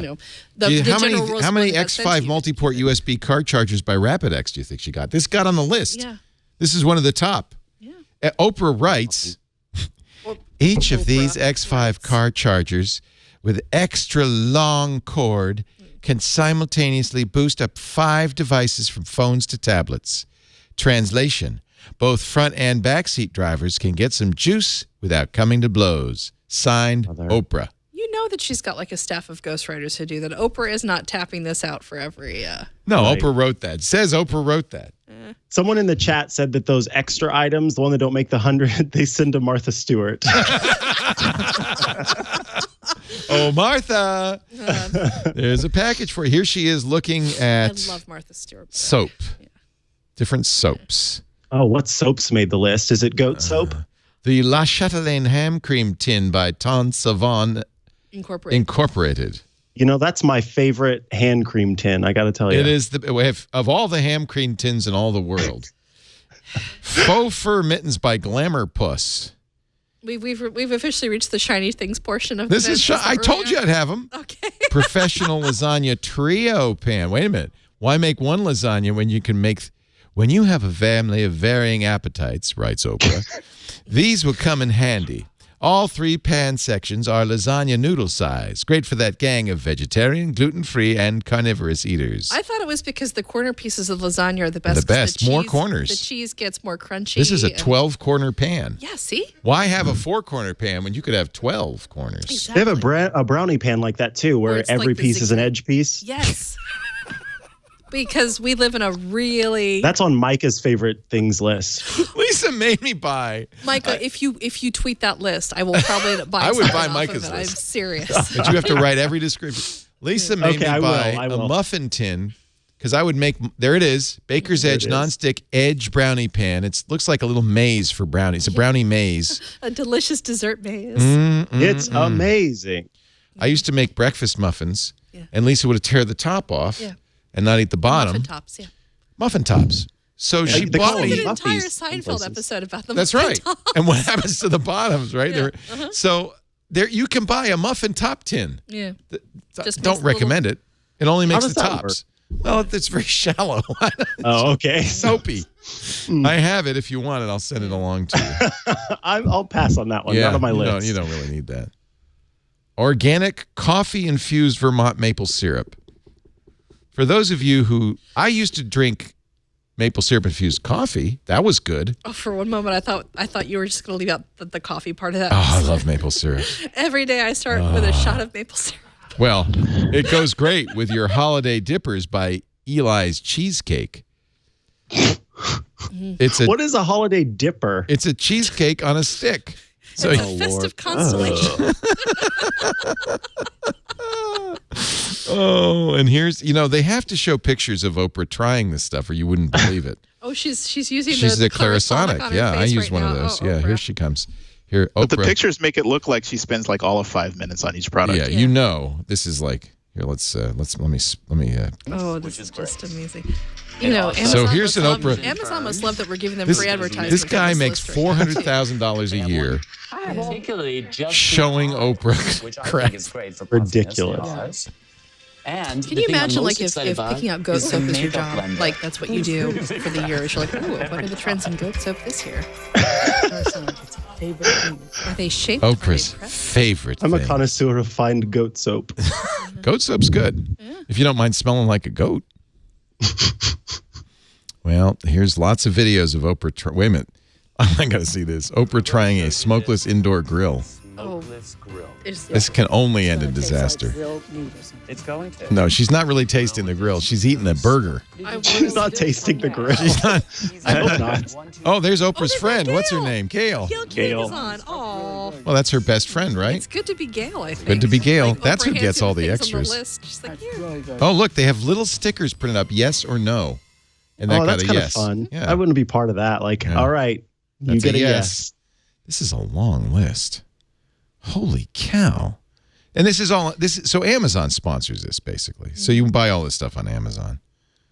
They got like a burger kit. It's not just a burger kit, it's a truffle burger kit. See, this is when I saw this, she recommended this, which is there are many 360-degree cameras. I don't know anything about burger kits, but I know that you should not buy the Theta SC360 still in video camera by Ricoh. So what I'm admiring about the way this is set up is you've got these beauty shots of the picture of the products, and then you've got Oprah's personal endorsement. There are no price tags. Well, you shouldn't have to worry about how much it's going to cost. I just think it's very, very interesting that even when you click through, I've seen, for example, the slow juicer, Yeah. the initial picture Let's in click Oprah's through. favorite thing. Yeah, it's $559. See, there you go. And Lord have I mercy. But think by then you're in. I am betting that and they've got the data on you. Where did you click and what's your Oh my God! I just told them. and what's your price limit? Yeah. And it's probably got like an Oprah tag on there.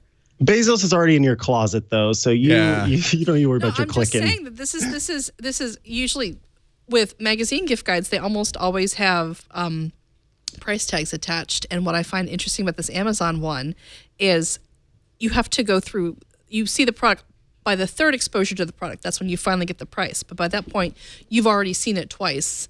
And are clearly committed. It's in my to head. No, exactly. it's advertised. Yeah. I hate when they make you Lots put it of in the data. cart before you can see the price. Yeah. It's like you can see the price of this in your cart. Yeah, their toy catalog has no prices. Nothing makes me feel like old man yells at cloud like that, where they're like, oh, you'll see the price. No, I won't see the price, and I'm not getting. Yeah, exactly. I'm like, no, I'm not putting it in my cart. So. Yeah. Why do they do that, by the way? Just to see if you're willing to buy, and then if you reject it, they know that the price is too high? Probably. Yeah. So Wesley wanted to know about Amazon Echo murders. Yeah. So here for you, Wesley. New Hampshire judge. Not that I am not affiliated with the murders. I'll just say that. IBM does He was not in endorse these Austin at the murders. time. But you know what? We could find out because we're getting all of the Echo stuff. A judge has ordered the Amazon hand over data in a 2017 murder case. They have a suspect who has pleaded not guilty. There will be a trial in May.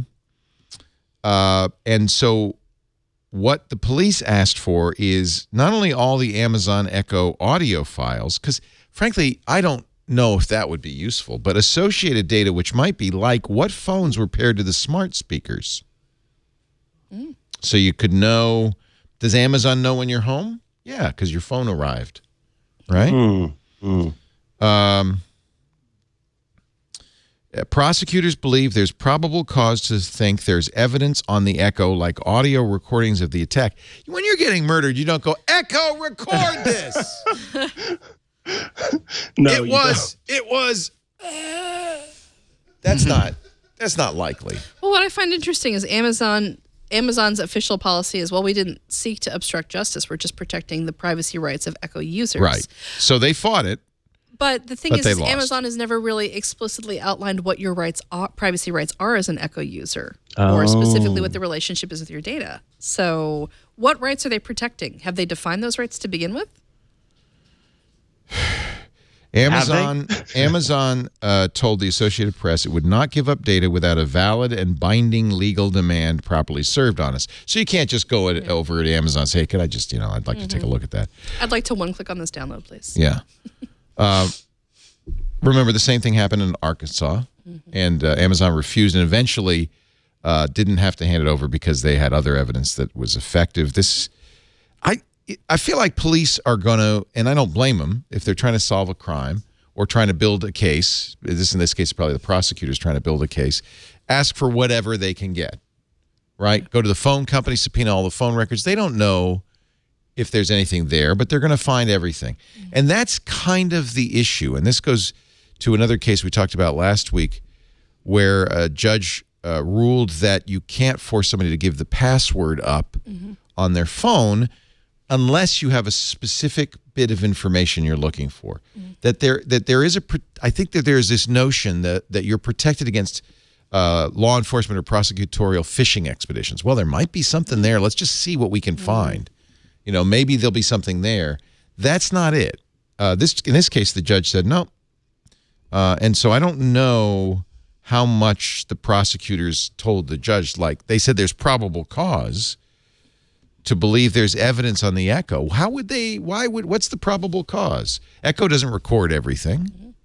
It only records. Wouldn't it be a lower bar to say, can you show me if the Echo was triggered and for how long? And that way they can get information to know, like, oh, well, we know the murders are here, or the alibi for the suspect is for this period. Right. And so that's the only snippet that could pertain to this case instead of asking for the whole day. Yeah, but it doesn't sound like that's what they said. They said we want all the recordings for that time, as if they knew that the victim shouted Echo right before she was stabbed. I don't know. I worry about. See, this is the problem, because we have all these technological marvels in our home that do have information, and I worry about police just saying, well, we might as well just ask for it. Yeah. Let's see what we can find, because that's not actually supposed to happen. Again, No. if you are the one who's voluntarily bringing this surveillance device into your home. Oh, but maybe you're opening yourself up, you think? No. No. But what about the rights of the people in the room that Yeah. didn't opt into this? Yeah. Right? The murderer didn't opt in. Exactly. Yeah. Murderer didn't want to know. That would be a heck of a case. Echo, record this. Yeah. That's why you want a spot. So if somebody murders me in my closet. I mean, the Then you're murderer like, did yeah, not agree. exactly. You're in your closet, you see somebody, you're like, all right, you got to get this on film. Record this in the video. Send it off. There is, and I have it on my phone, a shortcut so that when I get pulled over by the popo, Oh, yeah, I saw that shortcut. yeah. I don't know if I'll have the presence of mind to use it, but it's kind of interesting. It's called, I think I say, Siri, I'm getting pulled over. And then this is what it does. It pauses the music, turns on Do Not Disturb, sets the brightness to 0 so they can't see what my phone's doing. Mm-hmm. Yeah, this is from this is not the ACLU app. This is a Apple Siri shortcut. There is an ACLU app, but this isn't that.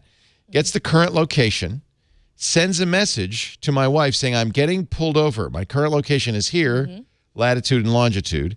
Then it opens the camera up, starts shooting a video, saves that video to the photo album, and then sends that to my blog. Here's a video of the police interaction. Robert A. Peterson put this up on Reddit. Uploads the video to the iCloud and to the Dropbox. And, I have to give it access to Dropbox. I'll do that after the show. And then it turns everything back on. I love that. Honestly, I mean, I think that That's the best used It's Apple brilliant. shortcuts I've ever seen. yeah, exactly. Because genuinely, I was going through that whole website looking for I mean, none of these make any sense or things that I need. And I saw that one and I was like, this is a public service. This is really cool. Yeah. I don't actually get arrested or pulled over because I'm white and an adult male. I got pulled over for the first time the other day. I was on the highway, and so I work from home, so I hardly ever drive my car anywhere. I was on the highway, and I had completely forgotten that my registration tag on my license plate had expired, and never have I ever before been pulled over. So I was freaking out, but playing it cool. But I was still very scared because I just never had that happen before. And thank goodness the guy was super nice and everything went well. But just that fear that exists there. It's like it's good to have that if you need it. It's got to be a tense interaction, and I also feel for the law enforcement officer because he or she is walking up to a car. You don't know what the heck's going on there. Somebody who has an expired registration could be anything. You could be especially because you're a little brown. You could be a drug dealer. Yes, I am. In fact, you know what I tell my kids when you get pulled over, put your hands on the wheel, don't move them. Yep. Sit them there, and then when the officer asks for your license registration, say, okay, it's in my glove compartment. Is it all right if I reach down there now? Yep, and that's exactly what I did. Yeah. I explained as I was, moving around in my car, and I mean that's what we all get told. It's fraud. So. It's terrifying. Yep. And much more so for some people than others, unfortunately. The DEA and ICE are hiding surveillance. Are people pretty nice in Austin to you, Wesley? They know you. No, nobody knows me. I don't know. You ran for wait a minute. You ran for office. Yeah. Yeah, you're well known. Well, I would have won if I was well known. Oh. Yeah. I've had my fair share of problems with the cops. Like, here's my phone. Let's see if we can see it. Yeah. And if you click it, I don't know if you can see that. What's it say? It says, I do not consent to search. Oh, nice. Does that work? Well, I hope not. I hope. Let me put that on my phone. I do not consent to search. That should stop everything. Yeah. Oh, I'm sorry, sir. Let's we'll let you go. Yeah. So yeah. There's problems. It's got to be everywhere. scary. Really, if you're an African American, it's got to be terrifying. But again, I also understand police officers who have to confront unknown situations every day, and that's scary too. I get it. I get it. I would. It's a little off topic. So my sister went through the police academy, And the paramilitary style training that they give cops is that they always perceive that there's a danger. Yes. Better go to court than come home in a box, kind of a thing. Wow. And I think that persistent drilling of people are dangerous, and the scenarios they build up is inherent to the system. And the way they're set up, it doesn't matter if what color you are, but it amps up people's perception of there might be danger. And so if you see someone who is disarming, then you're like, okay, well, I can relax for this person. But if someone who is remarkably matches in your brain could be a danger, it's no longer a 5, it's now a 10 or a 50. That's right. That's right. There was in Petaluma, there was a law enforcement officer some years ago shot out in the country. My wife, a day or two later, was driving in that area, clearly not a threat, but was pulled over by sheriffs, all 5 of them with guns drawn and aimed at her. Whoa. And it's exactly that. It's amped up, right? Mm-hmm. She doesn't, I think, look like a threat in any respect, but it's amped up because they were nervous because somebody had been shot a couple of days ago. Yeah. And that's inherently a dangerous situation if you've got 5 people with guns trained on you. And the authority is the biggest hammer that they have, saying, do what I say. And if people say no, they feel like, well, I said to do it. So people's rights get trampled all the time because people feel that their authority is being questioned, even if the law is not being broken. Yes. And so that's also extremely scary. There was like a teacher who was told to get out of the car, and she asked why. I think she was maybe 120 pounds, and she got yanked out of the car. And that happened here in Austin, just because she asked why. And just questioning authority sometimes can just feel like an escalation to someone who feels that they have every right to tell you what to do. Be careful out there, kids. You ever hear of a company called Cowboy Streetlight Concealments? No. Yes. According to Quartz, Cowboy Streetlight Concealments has been selling hidden video cameras to ICE and the DEA. They get placed in streetlights. It's Cowboy Streetlight Concealments. And we only know this because we've seen the bills. $22,000 since June for video recording and reproducing equipment. $28,000 from that was for the DEA. $28,000 from ICE for the same period of time. So just be aware. It's probably not illegal to put hidden cameras in streetlights. They also apparently are placing covert surveillance cameras inside traffic barrels. Mm-hmm. You can buy this. Here's an ad for the covert traffic barrel shell. It's a PTZ camera, which means they can aim it. What is the idea that what can you see with one of those cameras? Is it? I guess because it's right there and you can aim it, you can see anything. It's a powerful, fully custom, pre-configured covert outdoor digital video surveillance system. What a great way to track!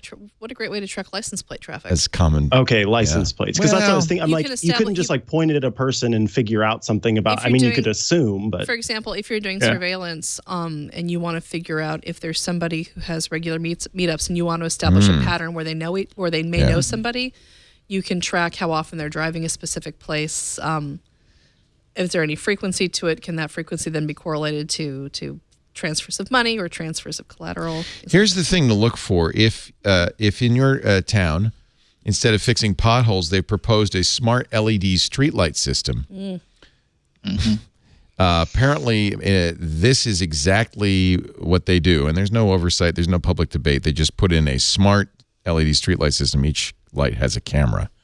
Whoa. Yeah. So it's not lights that are LED. No, it's smart. Lights that are LED, but then also a camera is built in. Yeah, they're smart because they have cameras in them. Lord have mercy. Yeah. And by the way, of course, this ties into the story about Amazon offering face recognition to the Department of Homeland Security. You talked about China and the social currency system and facial recognition and all that, but it's not just China. not just China. The truth is, it doesn't scare me that much that the government's doing this, because I'm guessing this is somewhat targeted, because these can't be super cheap. They have to spend the money where it makes sense. The problem is that you can't just trust the government to have this information. You have to trust the government not to ever lose this information. Right. And so if anybody cracks their system and gets access to this data, it could and how ubiquitous like machine learning and facial recognition is to the general public, China could get it or whatever and be able to pull in a whole bunch of information. And I just don't trust the government to keep this information. Yeah. No, that's a very good point. I don't trust people within the government not to use it for selfish or that's also inappropriate ends, because all you need is somebody who has a grudge against somebody else. My ex-wife's been driving down that street. I want to see where she's going. Exactly. Yeah. Yeah. We're putting cameras in the chat room. Somebody said, yeah, I think that's a good idea. From now on, I'm keeping my eye on you. I have a camera on my front door. I think the other side of this is it's nice as an individual to have cameras on your property. I was never a big believer in that, but I have camera on my front door. I have a Ring video doorbell, and that's been very useful to see when somebody comes to the door, to know when people are coming and going, when packages arrive. I know that they're there when somebody rings the doorbell. I can answer them even if I'm not home, which adds to the security in my house. Now, Ring's, besides reinventing the doorbell, they've got the new home alarm system. This is awesome. Ring is one of our sponsors, I should mention. We all know traditional alarm companies make their money not so much in the gear, although they do seem to love having an installer come out and charge you thousands of dollars to put this stuff in. But then your troubles begin, because they put you on a 2 or 3, often 3-year contract at $45 or more a month for their monitoring. Ring has decided to change that entirely. The Ring system is easy to install. You could do it yourself. And by the way, it's easy to remove when you move, so it's great for renters. It's an affordable home security system. There are no long-term contracts. You build a system that's right for your home. You can have it up and running in minutes with a base station that keeps your alarm system online and connected to mobile devices, a keypad which arms and disarms your alarm system, contact sensors for your windows and doors, motion detectors to keep an eye on hallways, and a range extender. So if you wanted to reach out to the garage or the shed, you could do that too. And the Ring Alarm Security Kit is very affordable. It gets you started with whole home security for $10 a month. No long-term contract, professional monitoring, $10 a month. I love my Rings, and this is a great alarm system for anybody, renter or homeowner, that wants to protect their family, their loved ones, their house, affordably. The Ring Alarm Security Kit, available at ring.com and retail stores all over the country. Everybody knows and trusts Ring. Now you can get whole home security from them for only $10 a month. Go to ring.com/twit to learn more. ring.com/twit. We gave you the bad news. I'll give you some good news. This is great. So Virus Total is a company owned by Chronicle, which is owned by Google, and it keeps track of, it's also playing music in my ear. It keeps track of malware. And the U.S. Cyber Command has now started uploading malware samples that they collect from overseas, if you will, to Virus Total. And already Virus Total says, this is amazing. We're getting some stuff we've never seen before. The first submission for something called LoJack malware included files that weren't previously in Virus Total. We've talked before about how exploits created or found or discovered and weaponized by the NSA and other government agencies have leaked out, and that's not good. But this is good that they're at least keeping an eye on this stuff and then sharing it instead of keeping it to themselves, sharing it to help us all be secure. So U.S. Cybercom's decision to provide these malware samples to Virus Total and let the world know about it is probably a good thing. Although there are those who are saying it's part of the new name and shame effort on the part of Western governments who have lately been very active, and maybe this goes back to the Bloomberg Supermicro case, in exposing and indicting Chinese, Russian, Iranian, and North Korean hackers. Sometimes I worry we're being manipulated a little bit there's a real threat out there. We've got to do something about it. I don't know. Who would be doing the manipulating? Well, U.S. Cybercom, perhaps. We talk about this Supermicro thing, ad nauseum when it happened, the Bloomberg story, and how all the companies involved denied it vigorously, demanded retractions. Bloomberg has stood by its reporting and has not retracted, and we're really at a kind of a stalemate right now. There is the possible theory that Bloomberg was played by U.S. intelligence officials who wanted to scare us about the supply chain, in particular about stuff from China. Holy moly. I talked to Huawei the other day. They make a really nice laptop. It's a Chinese company, I think part owned by the Chinese government, so they're not necessarily our friends, but they make a beautiful laptop. They make an amazing phone. We're going to talk about that in a second. But that phone isn't sold in the United States because even though they were about to do a deal with AT&T and Verizon, the U.S. government scared AT&T, Verizon off, said, no, you better not carry that Huawei Chinese phone. And Huawei's decided not to sell it in the United States because without a carrier deal, it's very hard to succeed. They don't want to spend the marketing money to just, create demand for a phone they can't sell. Yeah. Same thing with 5G equipment, that they don't want Chinese-made 5G equipment here in the States. Lenovo's Chinese. Everything we buy is made, much of what we buy is made in China. So the supply chain is clearly a threat, vulnerability. But I also, it's hard to know what's true nowadays, isn't it? Oh, golly, yeah. I just saw, I can't remember what it was. There was something just the other day where it was more of that technology that shows how folks are able to talk, and then it makes it look like the person is speaking. And we just had that whole story about the talking about CNN press guy. Deep fakes. Yeah. Yes. And then we had the story the other day. Jim Acosta. Yeah, and they sped it up and slowed it down just right to make it look the way that it did. Looked like he was karate chopping an intern when in fact he was just kind of fending her off. And some said that had been modified. The InfoWars editor who made the video said, no, I didn't modify it. I just zoomed in. Yeah. Well, I don't know what's true, honestly. And that's the problem. It's very hard. We're tech journalists. We can't even figure it out. I don't know how an average person is supposed to figure it out. It makes me feel really jaded, honestly. I just seeing so much stuff, and I'm at a place where I'm going, do I believe this? Do I believe this? Well, and I have the ability to check everything, you know what I mean? But not everybody thinks about that. That's a well-known, to pile on, Russian technique, propaganda technique, is confuse you, bury you under conflicting stories to the point where you don't trust anything you read. Right. And then you have this Chinese AI anchor where you can just feed it whatever you want and it'll say the news exactly how the state says it. I like that. Where can I get that? It's so Blade Runner-esque. Yeah. Let me get that story. Yeah. So this is this the AI news anchor? So this is actually something that's on Chinese TV. This is Xinhua News Agency, the world's first artificial intelligence news anchor.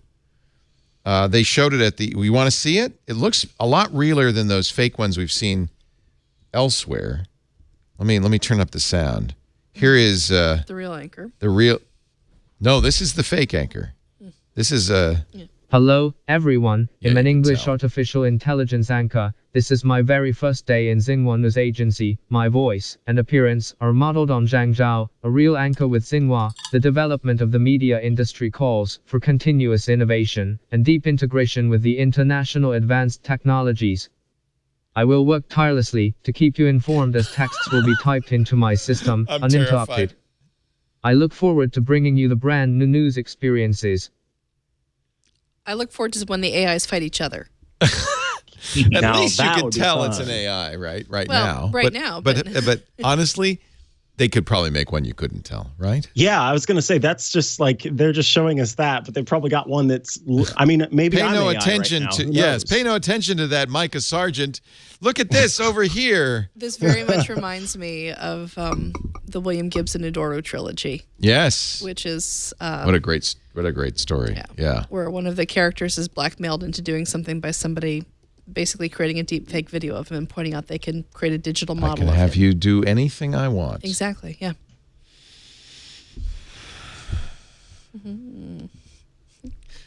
We need another shiny thing, Leo. Quick. Yeah, what's going on here? It keeps being so sad. Elon Musk says if you want to save people from the fires, you need a Model X or Model S with the bioweapon defense mode.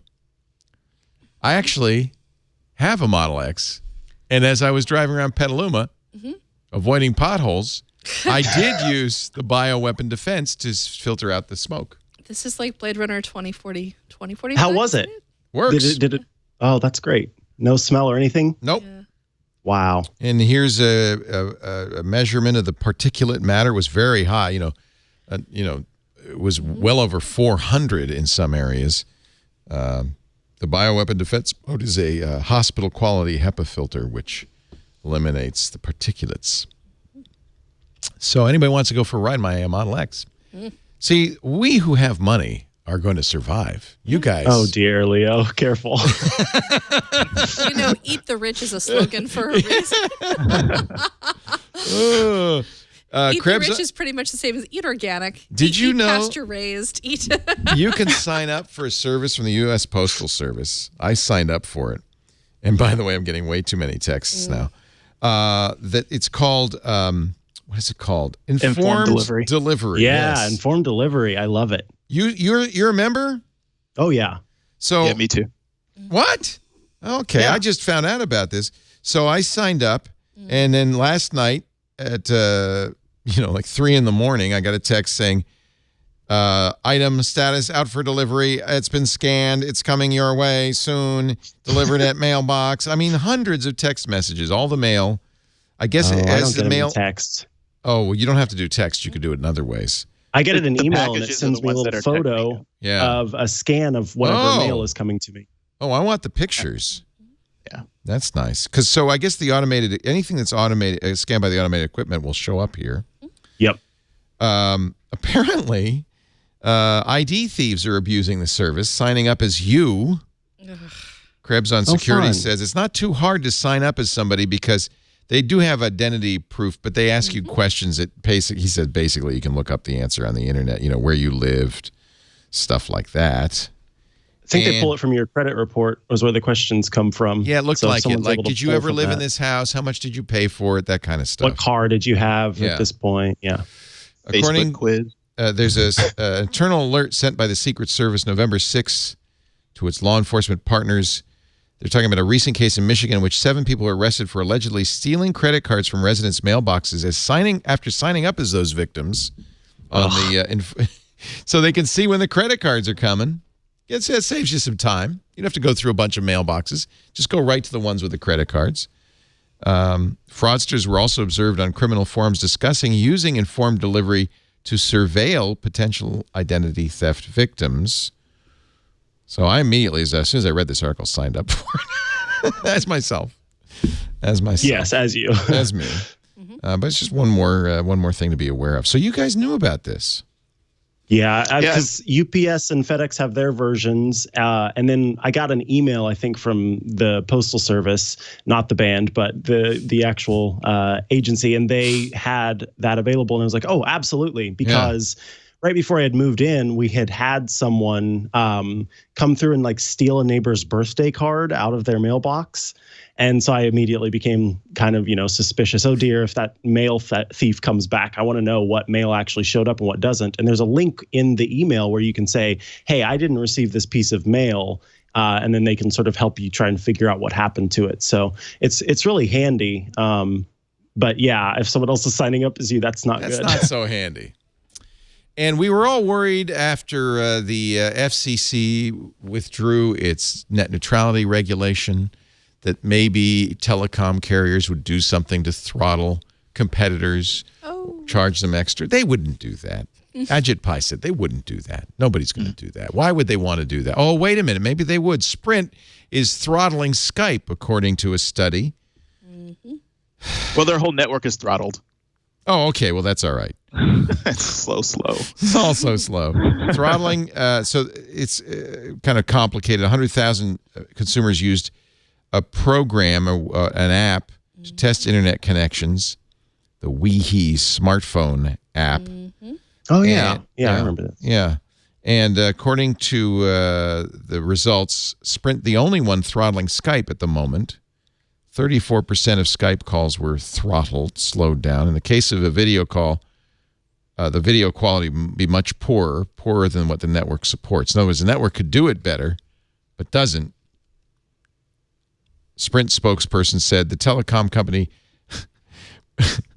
doesn't single out Skype or any individual content provider in this way. We just suck in general. Yeah. I think that's probably... And the researchers couldn't recreate the problem. They couldn't recreate it. Yeah. They're thinking maybe because it affects only certain subscription plans. They not the one they bought. Well, I'm glad they're really putting the effort into this. We only bought one. Weehy, by the way, was rejected from the App Store initially in December, and then Apple, after the outcry, approved and published the app. But that helped because as a result, tens of thousands of new testers.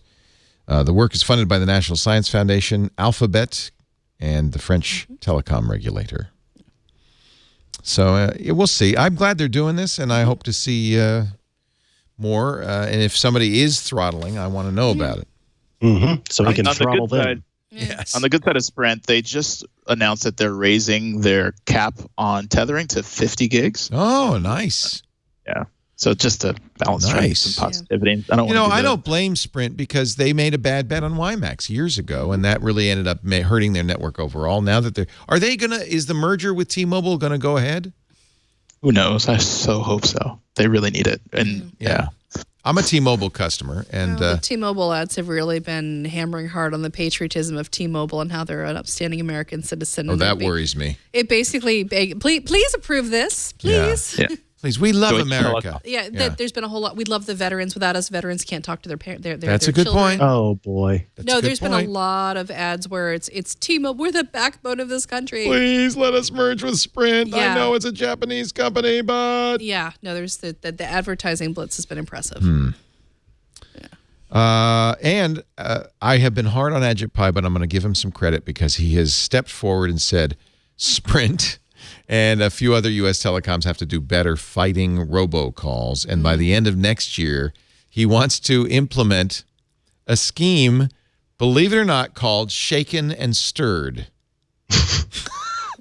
Do tell. This is not a martini. It's just very interesting acronyms for essentially a certificate program. Of course. So that they love their acronyms. They love the acronyms. Yeah. So the idea is that outgoing call would get authenticated, would get it's basically private public key crypto, would get the shake and stir framework, would validate handoff of calls because the outbound telecom would give it an authentication saying, yes, it's from our network, it's this person. And then the incoming call could verify that it was from the person making it. And the theory being, spammers, robocallers aren't going to use real authentication. The problem with Shaken and Stirred, Sprint says it's very expensive for us to implement, and it won't work because until every telecom in the world uses it, no one's going to turn on Shaken and Stir because it'll reject international calls and things like that, right? Because not that these are bad callers, but because they're not authenticated because they're not using Shaken and Stir. Obviously, there's some IP telecoms that are genuine, but have you heard of Magic Jack? Right. They're not going to use all these. Yeah, they're not going to use that. It's not going to be worth it. And bad guys are probably using VoIP for these calls. I mean, that's why there's so many of them. So it's a. You mean not everybody gets their robocalls from Crockett, California? I'm the only one lucky enough to get those every day. Right, from your locale, right? Your area code. I get calls from my area code all the time. Area code, and the number is similar to my own number. Yeah. All right, let's take a break. We can wrap things up. Our show today brought to you by FreshBooks. I was just talking to somebody, a fan, yesterday. He's a bodyguard. He's a bodyguard for famous people like the Kardashians. Oh. And he says, but whenever you talk about FreshBooks, I go, it's a pain in the butt to do invoices. When you're a freelancer and you have to send out invoices, it's a pain. But if you don't send out invoices, you don't get paid. FreshBooks changed my life. And he was telling me it changed his. He uses it. Cool. The beauty of FreshBooks makes it easy to create professional-looking, beautiful invoices that have on them a Pay Me button. As a FreshBooks customer, you are able to take online payments. You don't have to do anything extra. And it turns out your customers want to pay you. It's a pain in the butt for them to pay bills, just like it is for you to send bills. So when it's easy for them to pay them, you just pay me right now. I'm looking at the invoice. You get paid, on average, twice as fast. And then here's the other thing. Because you're using it to send invoices, to record received invoices, to keep track of expenses, he said he loves that. You can take pictures of the expense receipts with your phone, goes right into the invoices. And all of that together is accounts receivable, accounts payable, expenses. You're doing full industry standard accounting. FreshBooks puts it all together and gives you all the reports like general ledger and trial balance that your accountant could ever want. When tax time comes, you're ready, baby. FreshBooks is amazing. It makes it so easy to keep track of. For instance, as a freelancer, I never knew if I made money. You know, it was only at tax time when I said, well, all the expenses and then what I made, and yeah, I made money, or no, I didn't make money. With FreshBooks, you always know. You can do so much more, too. It's a web app, so that means they're always adding features like proposals. Now you can create proposals with rich text content and images. You can accept clients' e-signatures as acceptance, legally binding. You can send invoices, estimates, and proposals in multiple languages, multiple currencies. FreshBooks will even automatically connect to your bank account and update expenses every day, so you have a continual, up-to-date information about how you're doing. With the mobile app, you can keep tabs on your business no matter what you're doing, where you are. Easily search for uncategorized expenses in your FreshBooks account. Find them, categorize them. Save time and automate more of your workflow with more than 70 apps and integrations that FreshBooks offers, including Everlance. I don't know if you use Everlance. It lets you maximize deductions and automatically capture every work mile. Flows right into FreshBooks. Bulk actions, marking sent, paid, download as PDF, that kind of thing. I can go on and on. End the year on a high note. Hit the ground running in 2019. Get FreshBooks. You could try it free right now for 30 days at freshbooks.com/twit. Join the 24 million people like me, who've used FreshBooks to painlessly send invoices, track time, capture expenses. Oh, yeah, because he's a bodyguard. He tracks the time. He says it's really easy. I have the app. When I go on duty, I press a button. When I go off duty, I press a button. Go to freshbooks.com/twit, try it free for 30 days, and enter This Week in Tech in the How Did You Hear About Us section. Freshbooks.com/twit. We had fun this week. I think, do we have a mini movie illustrating the fine week that we just went through on Twit? Let's watch it. Previously on Twit. I see the UPS man has arrived. Oh, my God, what happened? There's a giant pile of boxes in front of me. These all seem to be from a company named AI. So go ahead, Paul. What were you saying? Tech News Weekly. We talked to Adrian Westaway from a company called Special Projects about a magical new UI for the phone. The idea really simply is that when you're kind of working with pen and paper or physical kind of things, you would lay them out on your desk in front of you, and just to move from one thing to another, you wouldn't even think about it. The invention allows you to kind of assign apps to certain spaces, and by moving the device to those different spaces, it will bring those apps into focus. The new screensavers. Australian intelligence says Huawei was used in espionage in Australia. The biggest part of this story is that there's this general discomfort. This becomes part of that conversation, which is, how can we trust your hardware? Every single Apple product we're going to show is built in Shenzhen, China. Assembled in China, yeah, absolutely. My favorite Windows laptop is a Lenovo. Right. It's made in China. It's a Chinese company. Absolutely. I just don't know what to think. Well, we give you the news. We don't know what to think. That's right. That's our job. Twit. We read things. You decide. You think. Tech just like you like it. Hot, fresh, and shiny. Thank you, everybody, for being here today. Lisa Schmeiser, it's always a pleasure. You're great to have here. Oh, thank you. Editor, you should bring Girl Scout cookies next time, though, if you don't mind. So invite me in Q1 of Is that when 2019. it is? Yeah, okay. I actually have to order the cookies for my troop in December. Kickoff is at the end of January. We'll be selling through the beginning of March. Karsten, make a note of that, will you? Schmeizer's Get that down. Girl Scout cookies. You'll find Make your orders now. Yeah, please. You'll find Lisa at IT Pro Today. She's editor there, and on the Twitter at L Schmeiser, SCHMEISER. Thank you, Lisa. It's great to have you. Micah Sargent, always a pleasure. He's enjoy it. Every time I hear Chihuahua Coffee, I feel like it must be a hopped up little doggy. Chihuahua.coffee. Can you imagine a Chihuahua drinking coffee? Don't feed coffee to your Chihuahuas, folks. No. They're bad enough as they. Do you have Chihuahuas? I have 2 Chihuahuas, yeah. Oh. And I don't give them coffee. And they are not bad enough as it is. I heard that. No, they're cute. They're cute Chihuahuas. Chihuahua.coffee, Micah Sargent. He's on Twitter at MIKAHSARGENT. And all the way from the People's Republic of Austin, Texas, Wesley Faulkner. Was it a good campaign, a good election day for you? 2016, no, it was horrible on multiple fronts. Yeah, Stacey was kind of bummed too. Yeah, I'm not just talking about my race. Yeah. But what I do want people to vote on is that IBM, I guess now I'm speaking for IBM. Wesley does not speak for IBM unless he does. The project I'm currently working on is for IBM Systems of getting more reviews for our hardware products. So I know there are a lot of IT professionals who watch this program. If you could do me a personal favor, go to G2 Crowd or Trust Radius and just put in a review or a rating. I would highly appreciate it.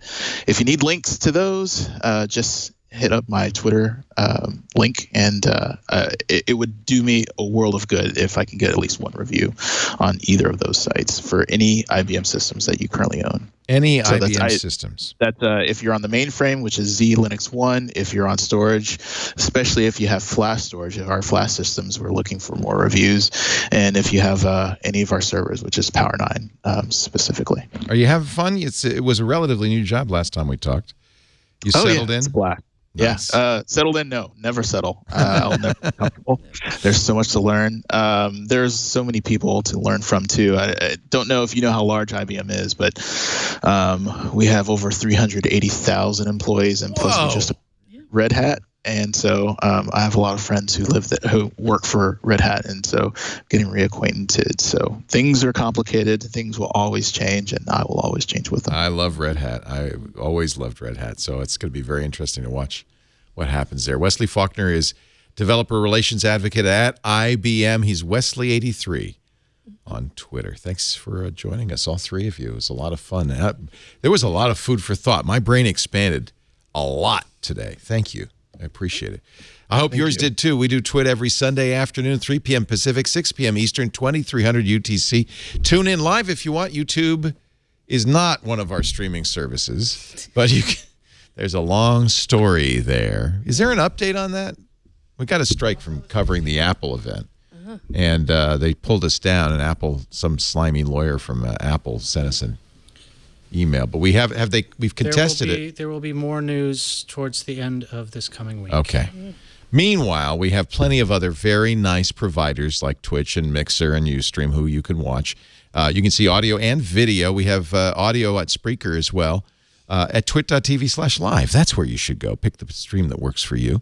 If you're watching or listening live, do join us in the chat room at irc.twit.tv.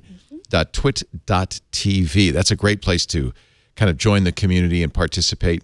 It's a lot of fun in the chat room as they're watching at the same time as you are. Now, of course, I know you got a busy life, so if you can't watch live and chat live, you can always get on-demand versions of everything we do at our website, twit.tv.